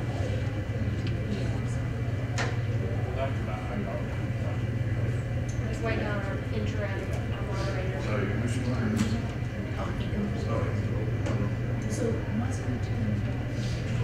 I can't do this.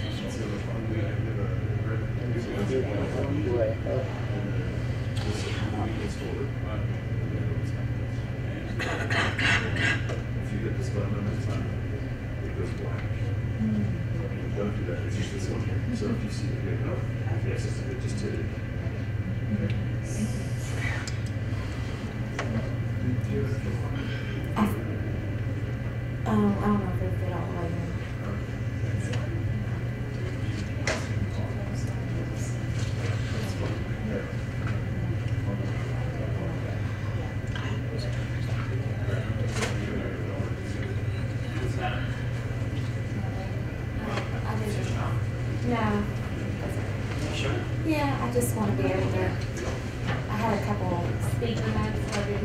on the printout, so I want to make sure that I don't. Were they were in the slides that you sent, each presentation mode should show them for you. Okay. If you put it in presentation mode, will it show up there though? It only shows right here. Okay. So like for instance, this one has no notes. That's the one I was looking for. Okay, so it's out there for you. Oh, great.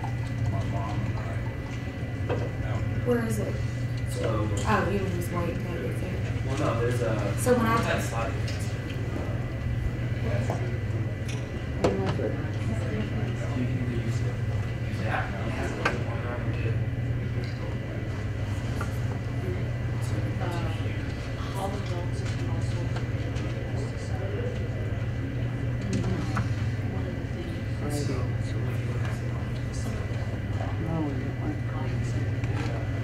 They're not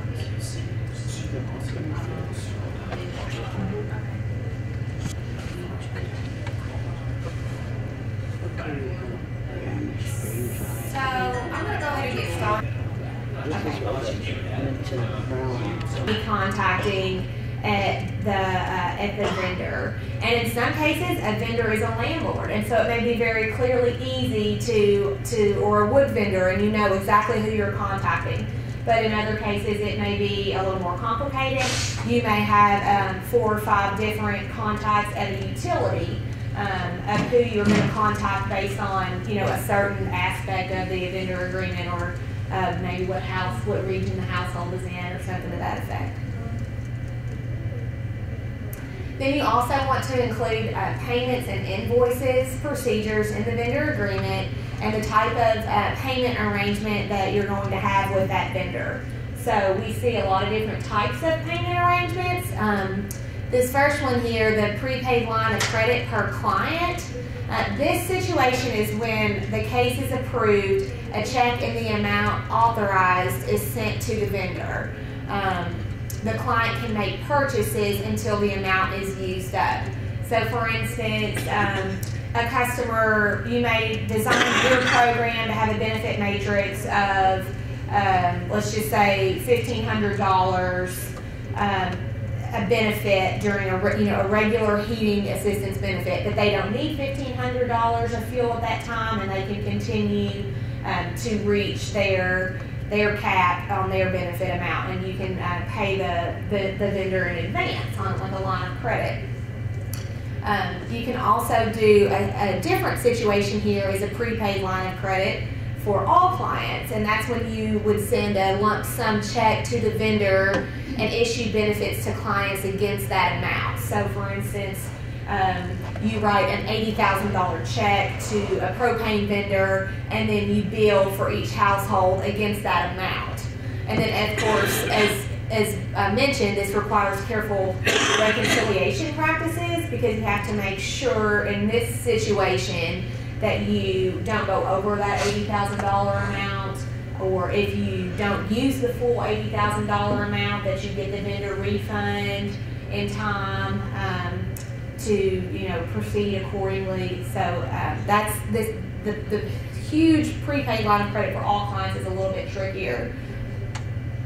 And another type of payment arrangement, probably the most common that we see, is the reimbursement payment arrangement, and that's even more important to have a vendor agreement in place in these situations, because you're reimbursing the vendor. The vendor sends a bill to the LIHEAP office as fuel deliveries are made. The vendor is then paid up to the amount authorized. Client protections, as I mentioned, this is part of the statute that LIHEAP households not be discriminated against or treated adversely. So you need to lay that out in your vendor agreement. How else, if you don't have a vendor agreement, can you enforce that they're not treating clients adversely or differently, unfairly than they would a non-LIHEAP household? It has to be spelled out in black and white that you expect them to treat LIHEAP households the exact same way as they would treat a non-LIHEAP household. Another area that needs to be included in the vendor agreement is ethical billing practices. Practices include the cost of goods supplied or services provided to the client. Just to break this one down a little bit, I sort of touched on that in not treating customers adversely, but this also means that if propane is $3.79 a gallon for non-LIHEAP households, why is it $3.99 a gallon for LIHEAP households?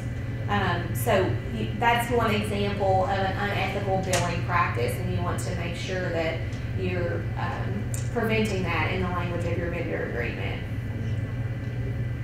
Did you have anything to add on that one? Well, you're going to get into that a little bit more. Iris is going to touch on that a little bit more when she talks about the fiscal stuff.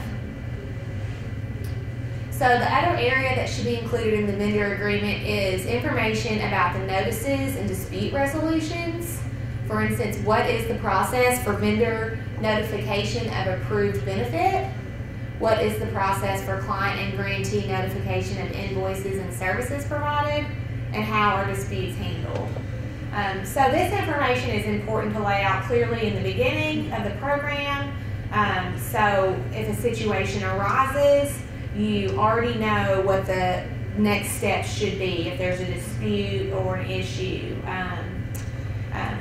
For instance, in the case of wood vendors, if you have a lot of clients that one year start showing up and saying, this vendor's wood is terrible, it's moldy, it's wet, it won't burn, they don't stock it, you have some recourse because you've laid it out in the contract what you expect to happen in cases that the product provided was not satisfactory. So laying out how those types of disputes are handled will help you to establish those on the forefront.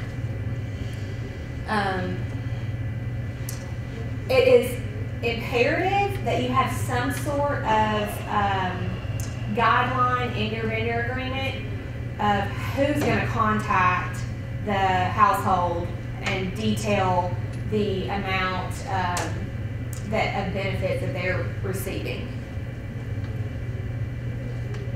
And this slide is provided so you can see some examples of other tribal vendor agreements that other tribes have set up. If you have the CD in your folder that everyone should have, it has a copy of all of these presentations that we're doing over this training for the next few days. So you can just open this presentation and click on these links. And the Seldovia Village in Alaska's vendor agreement is on this. The Tanana Chiefs Conference in Alaska, Penobscot Nation in Maine, Pueblo of Laguna, New Mexico, the Seminole Nation in Oklahoma, and the Paiute Indian Tribe in Utah. So I know some of you guys are in the room today. Yes, ma'am. Those addresses are now, those won't work any longer. Okay, we have our website has changed. Yeah, we have a change to the website. Actually, these links will not take you there. Yeah, they won't anymore. Do you know if there's a simple? It's you replace the HTTP with an HTTPS, and then just delete the www dot out of it entirely. Okay, so what she said for those that are in the room, you'll remove the www dot in these links and just add an S to the HTTP part of these URLs. Basically, that just means it's a secure site. Yeah, the S just means it's a secure site.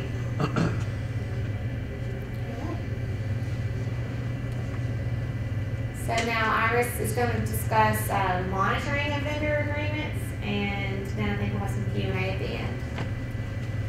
Thank you, Kate. Before I hand it over to Iris, I just wanted to emphasize that when we are going out to monitor both tribes and states, we look at vendor agreements very carefully. And there will be a session on monitoring later this afternoon where we're going to talk about monitoring trends. And one of the common trends we're seeing is not having the records in place. So record retention is very important. So if you're making payments to your vendors, or if the vendors are asking for payments in both ends, just make sure that you retain the records of those payments and requisition so that anyone can look at those when necessary. And the other important thing is vendor agreement itself. You know, if you don't have an agreement, you actually don't have any legal protection with your vendors. Oftentimes we know that in tribal areas, there's only one vendor or two vendors that you are kind of forced to do business with. In those situations as well, having a contract actually protects you, the LAHI funds, as well as the low-income households that you're serving every day. So I can't emphasize enough about putting vendor agreements in place. So our next speaker is Iris Curtis. Ms. Curtis has over 20 years of auditing experience with the federal government. She has worked with Federal Communications Commission, Federal Energy Regulatory Commission, the U.S. Department of Energy, and now the U.S. Department of Health and Human Services. Her experience has been conducting financial audits of oil, gas, and electric companies and operational compliance reviews of state and tribal grantees. She has worked with LAHI for 4.5 years, where she has created the fiscal standards to coordinate with regional liaison in conducting the fiscal portions of the compliance reviews. Although Ms. Curtis is not assigned to any specific region, she provides fiscal advice in conjunction with LAHI grantees. She has received her Bachelor of Science degree in auditing from Lane College in Jackson, Tennessee, and continues to receive over 30 credits of training annually in her field. Iris, welcome.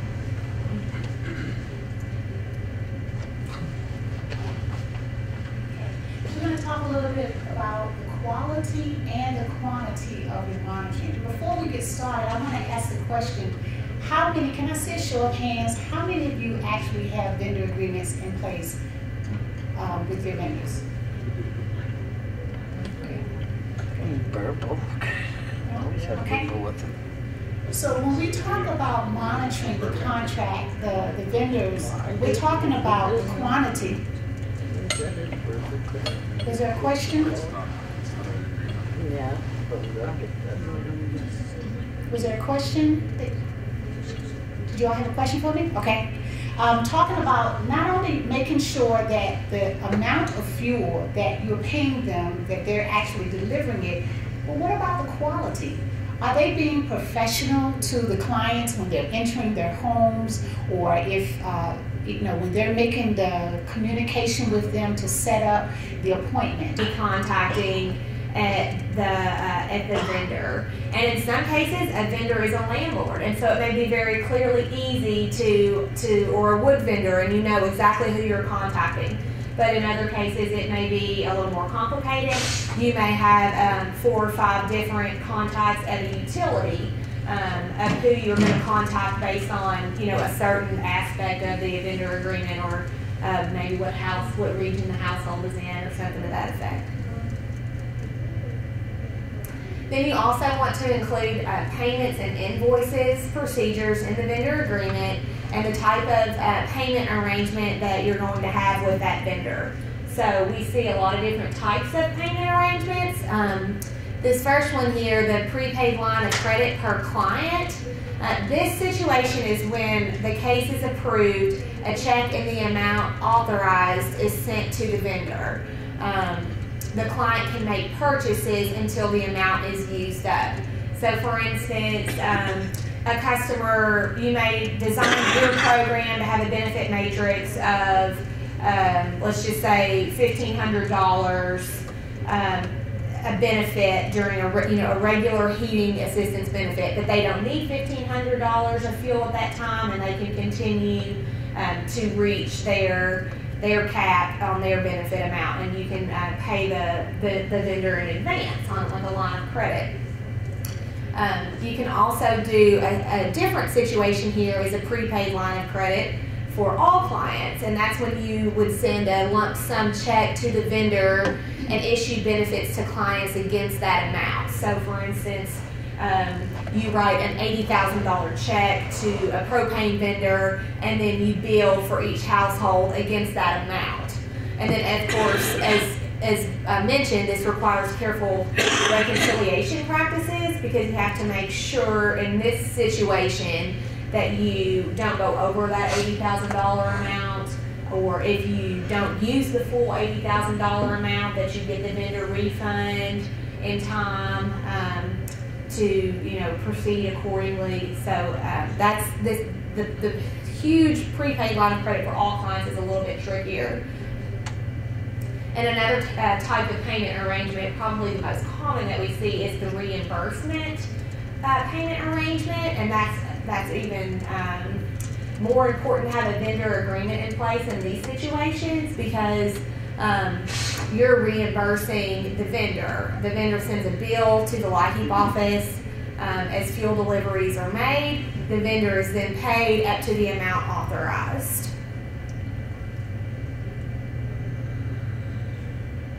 Client protections, as I mentioned, this is part of the statute that LIHEAP households not be discriminated against or treated adversely.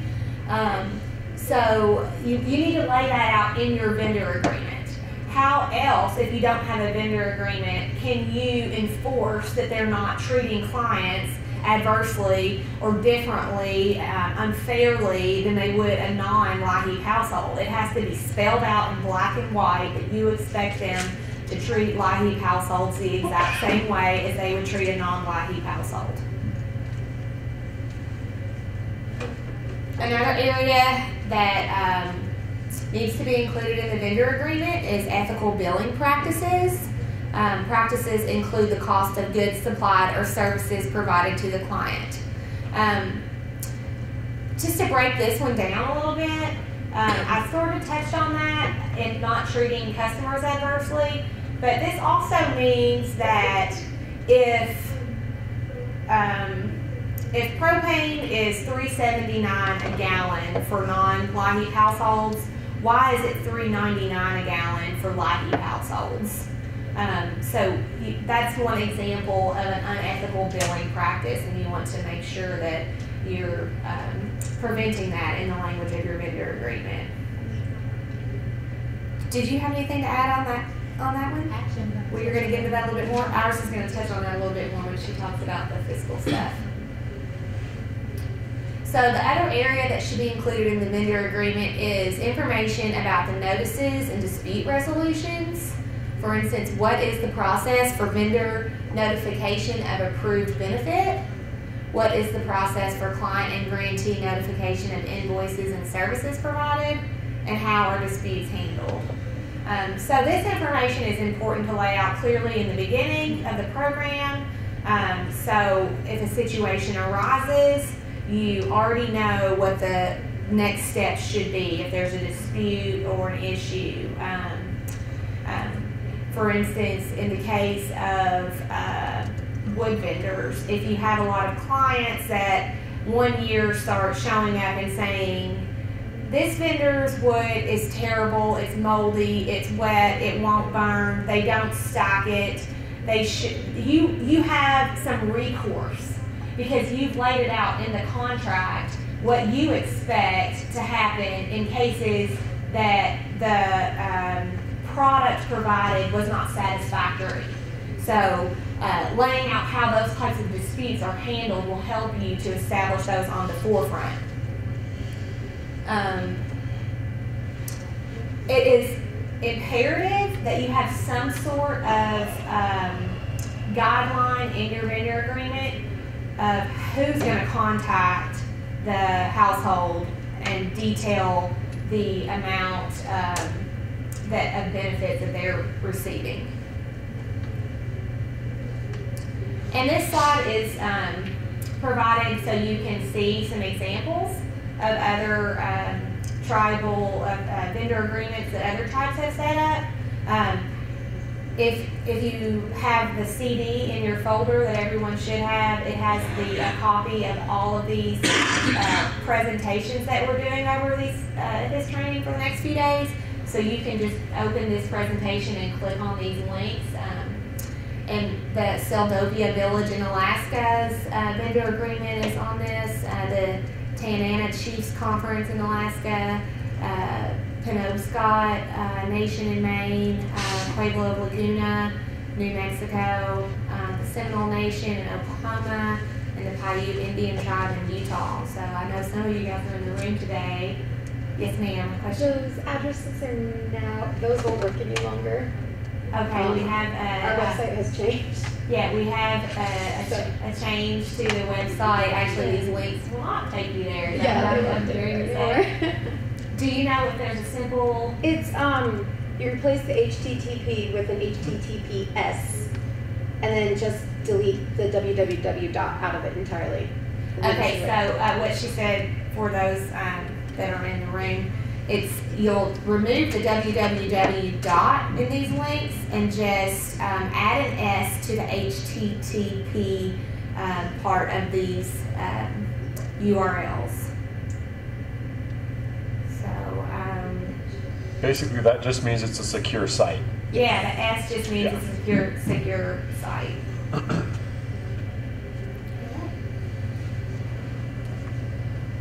So now Iris is going to discuss monitoring of vendor agreements, and then I think we'll have some Q&A at the end. Thank you, Kate. Before I hand it over to Iris, I just wanted to emphasize that when we are going out to monitor both tribes and states, we look at vendor agreements very carefully, and there will be a session on monitoring later this afternoon where we're going to talk about monitoring trends. And one of the common trends we're seeing is not having the records in place. So record retention is very important. So if you're making payments to your vendors, or if the vendors are asking for payments in both ends, just make sure that you retain the records of those payments and requisition so that anyone can look at those when necessary. And the other important thing is vendor agreement itself. You know, if you don't have an agreement, you actually don't have any legal protection with your vendors. Oftentimes we know that in tribal areas, there's only one vendor or two vendors that you are kind of forced to do business with. In those situations as well, having a contract actually protects you, the LAHI funds, as well as the low-income households that you're serving every day. So I can't emphasize enough about putting vendor agreements in place. So our next speaker is Iris Curtis. Ms. Curtis has over 20 years of auditing experience with the federal government. She has worked with Federal Communications Commission, Federal Energy Regulatory Commission, the U.S. Department of Energy, and now the U.S. Department of Health and Human Services. Her experience has been conducting financial audits of oil, gas, and electric companies and operational compliance reviews of state and tribal grantees. She has worked with LAHI for 4.5 years, where she has created the fiscal standards to coordinate with regional liaison in conducting the fiscal portions of the compliance reviews. Although Ms. Curtis is not assigned to any specific region, she provides fiscal advice in conjunction with LAHI grantees. She has received her Bachelor of Science degree in auditing from Lane College in Jackson, Tennessee, and continues to receive over 30 credits of training annually in her field. Iris, welcome.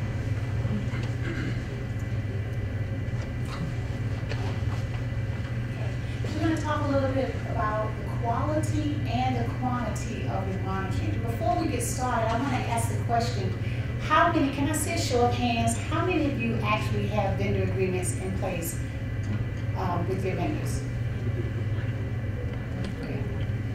Verbal. Always have people with them. So when we talk about monitoring the contract, the vendors, we're talking about the quantity. Is there a question? Yeah. Was there a question? Did you all have a question for me? Okay. Talking about not only making sure that the amount of fuel that you're paying them, that they're actually delivering it, but what about the quality? Are they being professional to the clients when they're entering their homes, or if, when they're making the communication with them to set up the appointment? Are they professional with the LIHEAP clients? Do they have good communication skills, not only with you, but also with the clients? Another question I want to ask is, when it's time for the vendors to deliver fuel to the client's home, is that an appointment that you make with the vendor, or do the vendor and the clients make those appointments among themselves? Can I get your feedback? Yes. With us, AmeriGas has a delivery schedule that says the prices and then they deliver in an area each day of the week unless it's a crisis. Okay. And so if there are clients in that particular area, do they call the client and say, I'm coming on Tuesdays, in this time frame? Is that how that's done? Okay. How many of you, where you interact with the vendors to make deliveries for the clients? Can I see your hands? You do? How do you do that? Okay.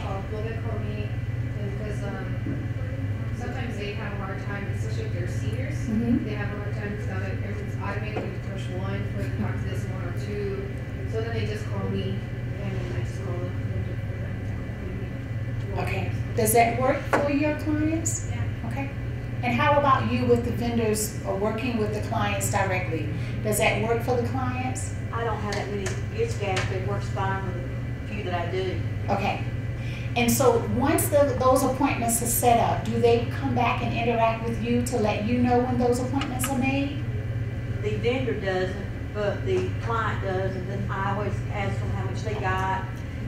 Did they deliver it on the date and time? They all, Great. Most of them said, well, they was a little late or something, but now the guy that works the area likes to talk to all the clients, so he does get behind schedule. Okay. Okay. Anyone else want to share your experiences with your vendor deliveries? Sure. We have our own propane company on the East Shoshone. They manage it pretty much themselves with the clients.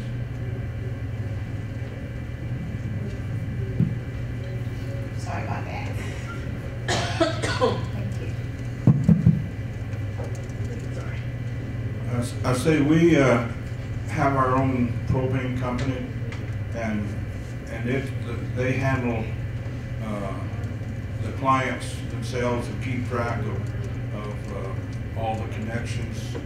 In one deal it has to be owned your own tank and stuff like that, and so the gas company keeps track of that. But we use also other gas companies too on some instances. Okay. And are they communicating with you in the transactions that's taking place with the clients? Yes. Okay, that's great.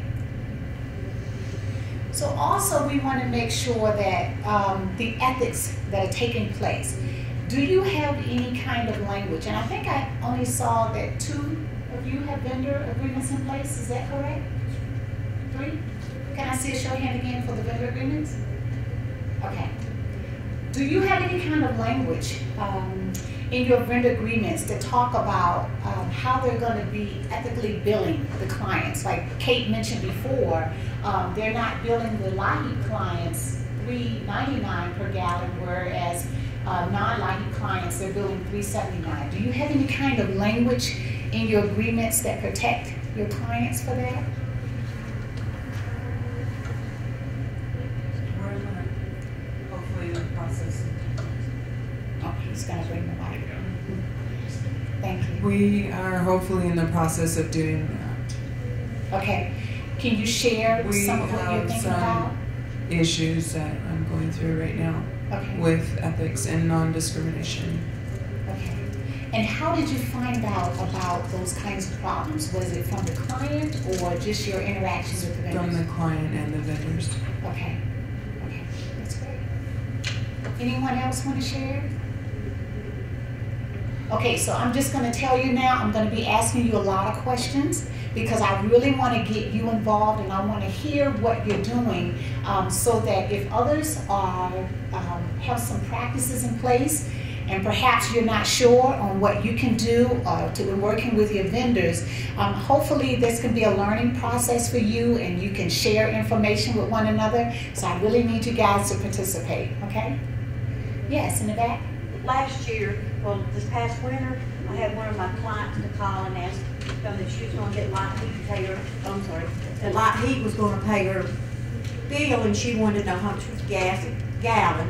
And they gave her, I think it was $2.99 a gallon. Okay. So then the next day, I just went in there and said, I'd like to purchase some gas and how much would it be? The lady said $2.99, so she'd never seen me before, so I just went ahead and paid it right there because I'd already processed the lady's application. Okay. So I just did kind of like a blind spot check.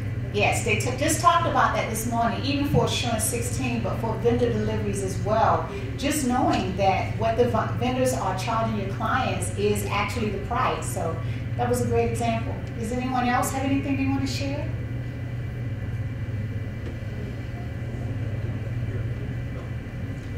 Yes, in our process, we have great big supply tanks, and we buy it bulk coming in from. And so, in our process with the tribe, we try to buy propane at the lowest rate for delivery, like in the winter time.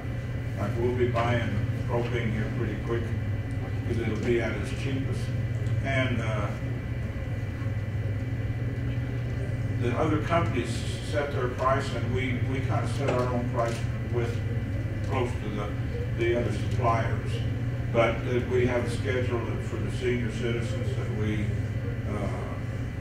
discount their rates, and we have a different process. So is this where Kate was talking before, where you can purchase fuel for all of the clients, and then as each of the clients are using it, you're keeping track of the amount that they're using? Yes. How is that working for you? Good. Okay. And how are you keeping track of that?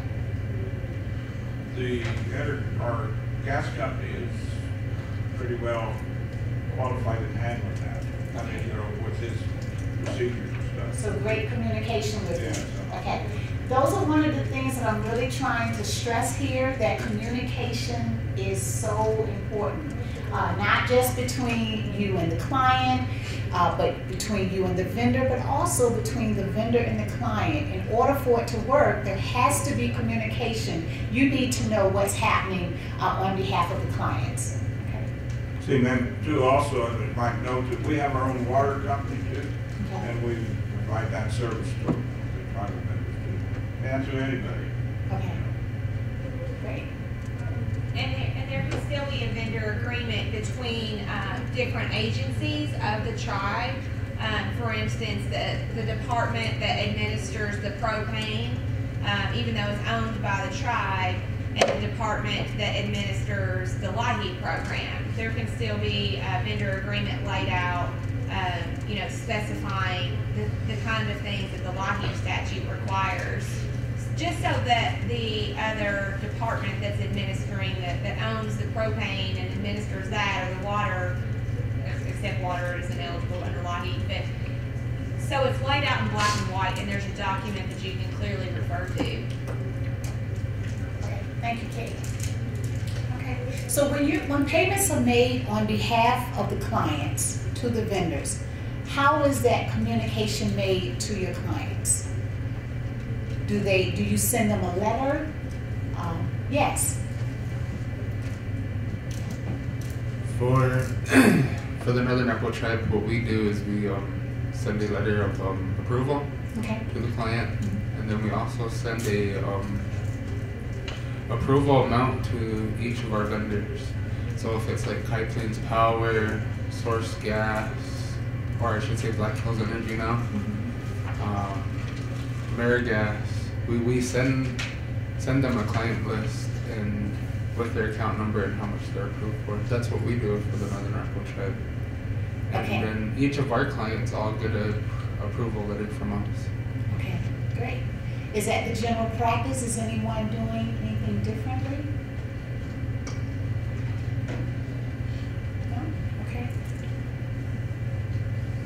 If there's a problem with duplicate payments, if you're making the payments on behalf of a client, and let's say that the client moves out of the area or you've made too many payments, any kind of problems with payments, how are you notified of those problems?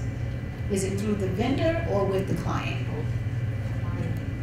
Both the vendor and the client. The client will tell us if they moved and they have stopped payment.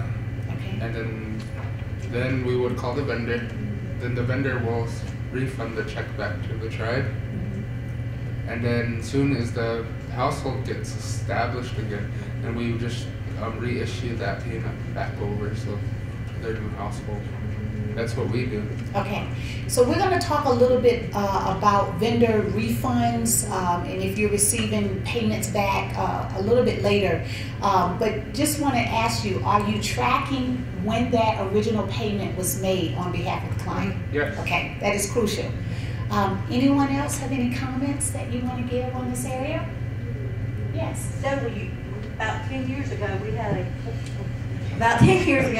a client that came to us one day, and then the next morning they went to another light heat agency, and that afternoon they went to, they had it fixed where they were getting services, and we called them, I remember how, we called them like 2 months later, they came back on payment, and I was like, wait, we just paid you 2 months ago, you're not eligible for services again. Got calling the vendor, the supplier, they're like, oh, well, they're in good, they're blah, blah, blah, you paid, so-and-so's paid, blah, blah, blah.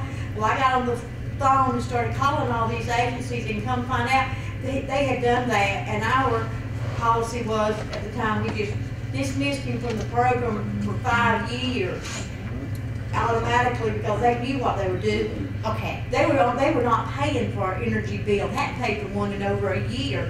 But we couldn't recoup the money because they always want a fixed income, Social Security. But we banned them from our program for 5 years. Okay, so we're going to get off this just for a moment because you touched on a very, very touchy subject. We're talking about fraud, waste, and abuse here. Do you have any kind of communication, I guess, with some of your, and I'm going to step away, I hope you can hear me. But do you have communication with some of the other vendors or the other tribes that are close by? How is it that a client can get payment from you and then also from other tribes? Okay, sorry. How is it possible for a client to receive payment from you and yet from other tribes or other grantees in the area? Do you have those kinds of communication in place? We do now. Okay. Has anyone else had this problem? Yes? So we, in Lewiston, Idaho, which is the neighboring town of us, they administer light heat as well to non-tribal members, and we utilize the same power companies. So our members can go there if they choose to, but they can't use both places. So we just have an agreement with them, like they'll call if it's a tribal member and ask if they utilize resources with us. And then also just to double check when I call in a pledge to the power company, I just verify that no other light heat funds have been applied to their account. That's great. I'm glad to hear that because we need to make sure that we have practices in place to catch these kinds of things. Have anyone else experienced things like this? You have? Yeah, just last year we get the money from the state also. So we had several clients that got the services from us and then also applied with the state. So the state found out, because we don't check with the social security numbers, but they do at the end of the year or grant year, and they found out that there was several tribal members that did that. So then they had to pay back the state before they got services again through us. So some of them haven't paid back, so they haven't got services from either the state or from us. So that brings me to another question. When your applicants are coming in and applying for light heat services, do you ask for the social security number of every household member? Can I see a hand of those who do? Okay, great. Do I have any that are not asking for the social security number of each household member? I think that's really a good way to determine if a client has received a payment, even in your system, as you're going to process another application. If that social security number comes up, then you would know that they've already received the payment. Okay? So I think most of your vendors are probably long-term vendors. Do any of you have any vendor agreements or contract with vendors that you've had for less than, say, 3 years? So most of them are long-term. Have any of you had to have any new vendor agreements because of discrepancies with old vendors? That you can share how you determined which vendors to use? No? Okay. So just want to encourage you, if that does happen and you have, if perhaps you're having a problem with one of the vendors and you need to switch and get a new, vendor, please make sure that you're checking, through the telephone contacts, the Secretary of State website, the Better Business Bureau, any other venues that you can use to determine if that is a legitimate vendor service, and to make sure that they're still licensed to practice. So please make sure you're doing that research to find out information about that vendor before you're using them. Then also, Kate touched on this a little bit earlier. When clients receive their fuel from the vendors, do you have any kind of form, and we said obtain signatures from vendors and from the clients. Do you have some kind of form that your vendors and the clients sign? Can I see a show of hand of those of you who do? Okay. For those of you who don't, how are you sure that the clients are receiving the vendor, the delivery? What do you have in place to ensure they're receiving that delivery? We're getting deposit slips, saying that they started this many gallons to this household. Oh. Well, we have like deposit slips that our vendor will bring to us, and just saying they delivered this many gallons to this household. And is that required in the vendor agreement, or is that something they're just doing? That was a requirement in our vendor agreement. Okay, and what time frame are they giving you those slips? They deliver weekly to us, mostly on a Friday. So they give you those slips weekly? Yeah. Okay. Anyone else? Do you have any form to ensure that the deliveries are actually being made if it's not specified in the agreement? I check with the client. I verify with the client, because the client knows the amount of gas I've purchased, the price I've paid. I verify with the client the amount of gas, of propane delivered, the amount I paid, and the date and time that it was delivered. But you're not able to verify through some kind of signature from both the client and the vendor? They leave a receipt with the client, okay, but they don't send me a copy because they say that's a privacy issue, even though we have a vendor. So my clients will say, I got the receipt, and then I'll try to get a copy from the elderly, okay, but sometimes they just forget to give it to me, or they bring every receipt in the house.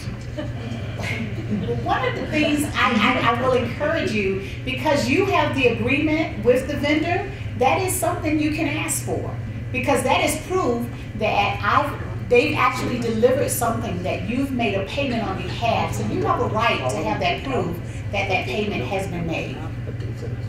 Okay. Yes.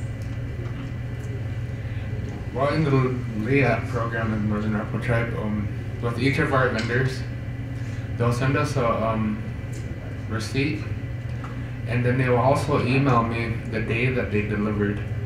And so I know that, client A received 150 gallons on, today. Great. So that's what we get, and then all those emails, I print them out and I put them in their client file. So I have them. I have that track there. That's wonderful. Yes. Good to hear that. Thank you. So we want to encourage you to take some time to do some spot checks in some of the clients' homes to make sure that what they were supposed to receive, they've actually received. Was everything delivered? Were the deliveries timely? Was the quality of the fuel satisfactory? And did they provide good customer service? Talk with your clients, find out what's happening, what's going on between the vendor and the client, because that is important. Okay? So I want to talk a little bit about tracking the payments that are made.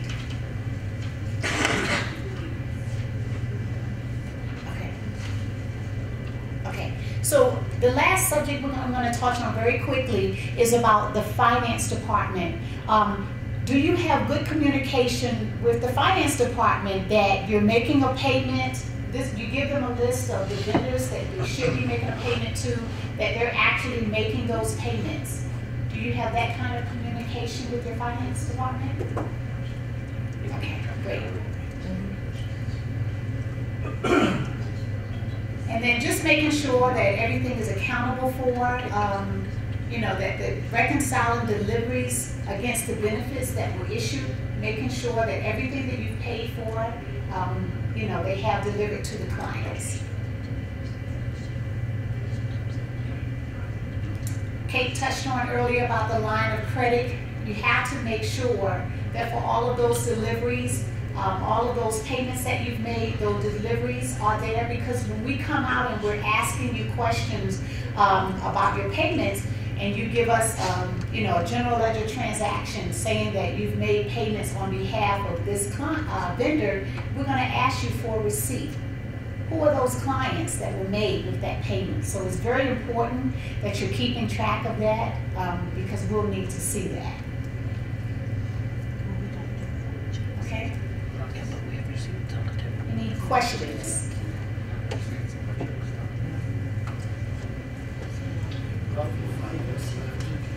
So we are breaking for lunch around 11:30. We have about 5 to 6 minutes left. Do you have any suggestions for us? I know that you may not have any additional questions, but feel free to ask questions or give us suggestions about vendor contracts or any other matter that it relates to dealing with vendors. Or if you are having any problems with your vendor, feel free to point that out. You know, I think one thing, like when they're talking about propane and stuff, you have to make sure that if the tank is out, you know, there's a lot of the people, they don't have big volume tanks, and our vendors will not relight anything unless there's somebody home. You know, and so that's one of our, you know, real strict deal, because a lot of people have maybe 250 or 500 gallon tank, they let it run out before they, you know. And so I think you have to be well aware of that, and that's usually it's a gas company regulation that they won't light the pilot unless somebody's there at home. Great. I had a quick question for those of you in the room that do have vendor agreements. Do any of you have anything, and I'm just curious to know, if you have anything set up that outlines what a propane vendor does in the case that all of the propane that you provided and the benefit actually won't fit in the tank. What the vendor is supposed to do if you say you write a voucher for, you know, 900 gallons and there has to be some air or space in there for, I guess, the fumes, and the tank, they get there and it only holds, you know, 870 gallons. We're also hearing in many occasions, not just at the tribal areas, that these tanks are owned by the vendor. So oftentimes they would just come and put a lock on it so that, you know, the customer cannot go to a different vendor if they need to order oil or propane out of their own funds. So a lot of these things are local in nature, so that's why we are emphasizing having a vendor contract in place. As a best practice, I have seen in some states where they'll do vendor training or some kind of an information session, or even have some additional kind of a checklist that they can provide to the vendors explaining different terms of the contract. So rather than just coming there as a very strict legal interpretation of the contract, you're just reaching out to your vendor saying, look, this is why we're doing vendor contract. It protects both parties. These are your responsibilities. And then keeping a regular contact with your vendor is very, very important, especially when you're relying on one or two vendors who are primarily serving all of your customers. From my personal experience at a local agency, one of the most important things that we had in our vendor agreement was how often we would make the payments to the vendor. Especially for small vendors, we would have a kerosene vendor or wood vendor show up the day he delivered wanting a check, and we would have to point to the vendor agreement and say, sir, you're going to be treated the same manner. All vendors will be paid within 30 days. So just outlining those kind of practices can help alleviate some of the administrative burdens that come along with vendors wanting a payment quick, within a few days. I think what Katie's saying is communication is very, very important when you're dealing with vendor. Taking a hard-hand approach may not work always. Oftentimes these vendors are your neighbors, your people that you've been doing business with for years. So setting the expectations through kind of having good communication is very, very important, I think, especially in areas where you don't have much option to switch vendors, which I think is the case in many areas. Okay, it's a question here. Sure. Go ahead, please. So, is it discriminatory for them to come and lock? Is it discriminatory for them to come and lock the tank? They in what regard? Without notification or payment of a certain amount of payment. Say like maybe the bill is only $100 and then they go and they try to lock the tank. It's definitely a bad business practice, but I can't give you legal opinion, but in my opinion, unqualified opinion would be that if they are treating LAHI customers differently than regular customers, then yes, it is discriminatory. So for example, if they're putting lock on LAHI customers only, and they're being very friendly to a neighbor who's not receiving LAHI assistance from your office, yes, then it's a clear case of discrimination. And that's what I think we mentioned in the slide, that the vendors cannot treat LAHI customers differently than any other customers. They should be treated the same way.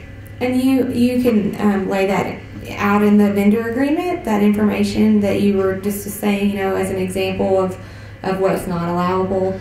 But it sounds like you're feeling there's a little bit of discrimination, perhaps. And if that's not the case, I may have misunderstood. But in the cases where you have some vendors that, as I was touched on, maybe not observing the most professional standards in being a vendor of the LAHI program, it's important to lay out those expectations of confidentiality and treating the customers with respect and those kinds of things.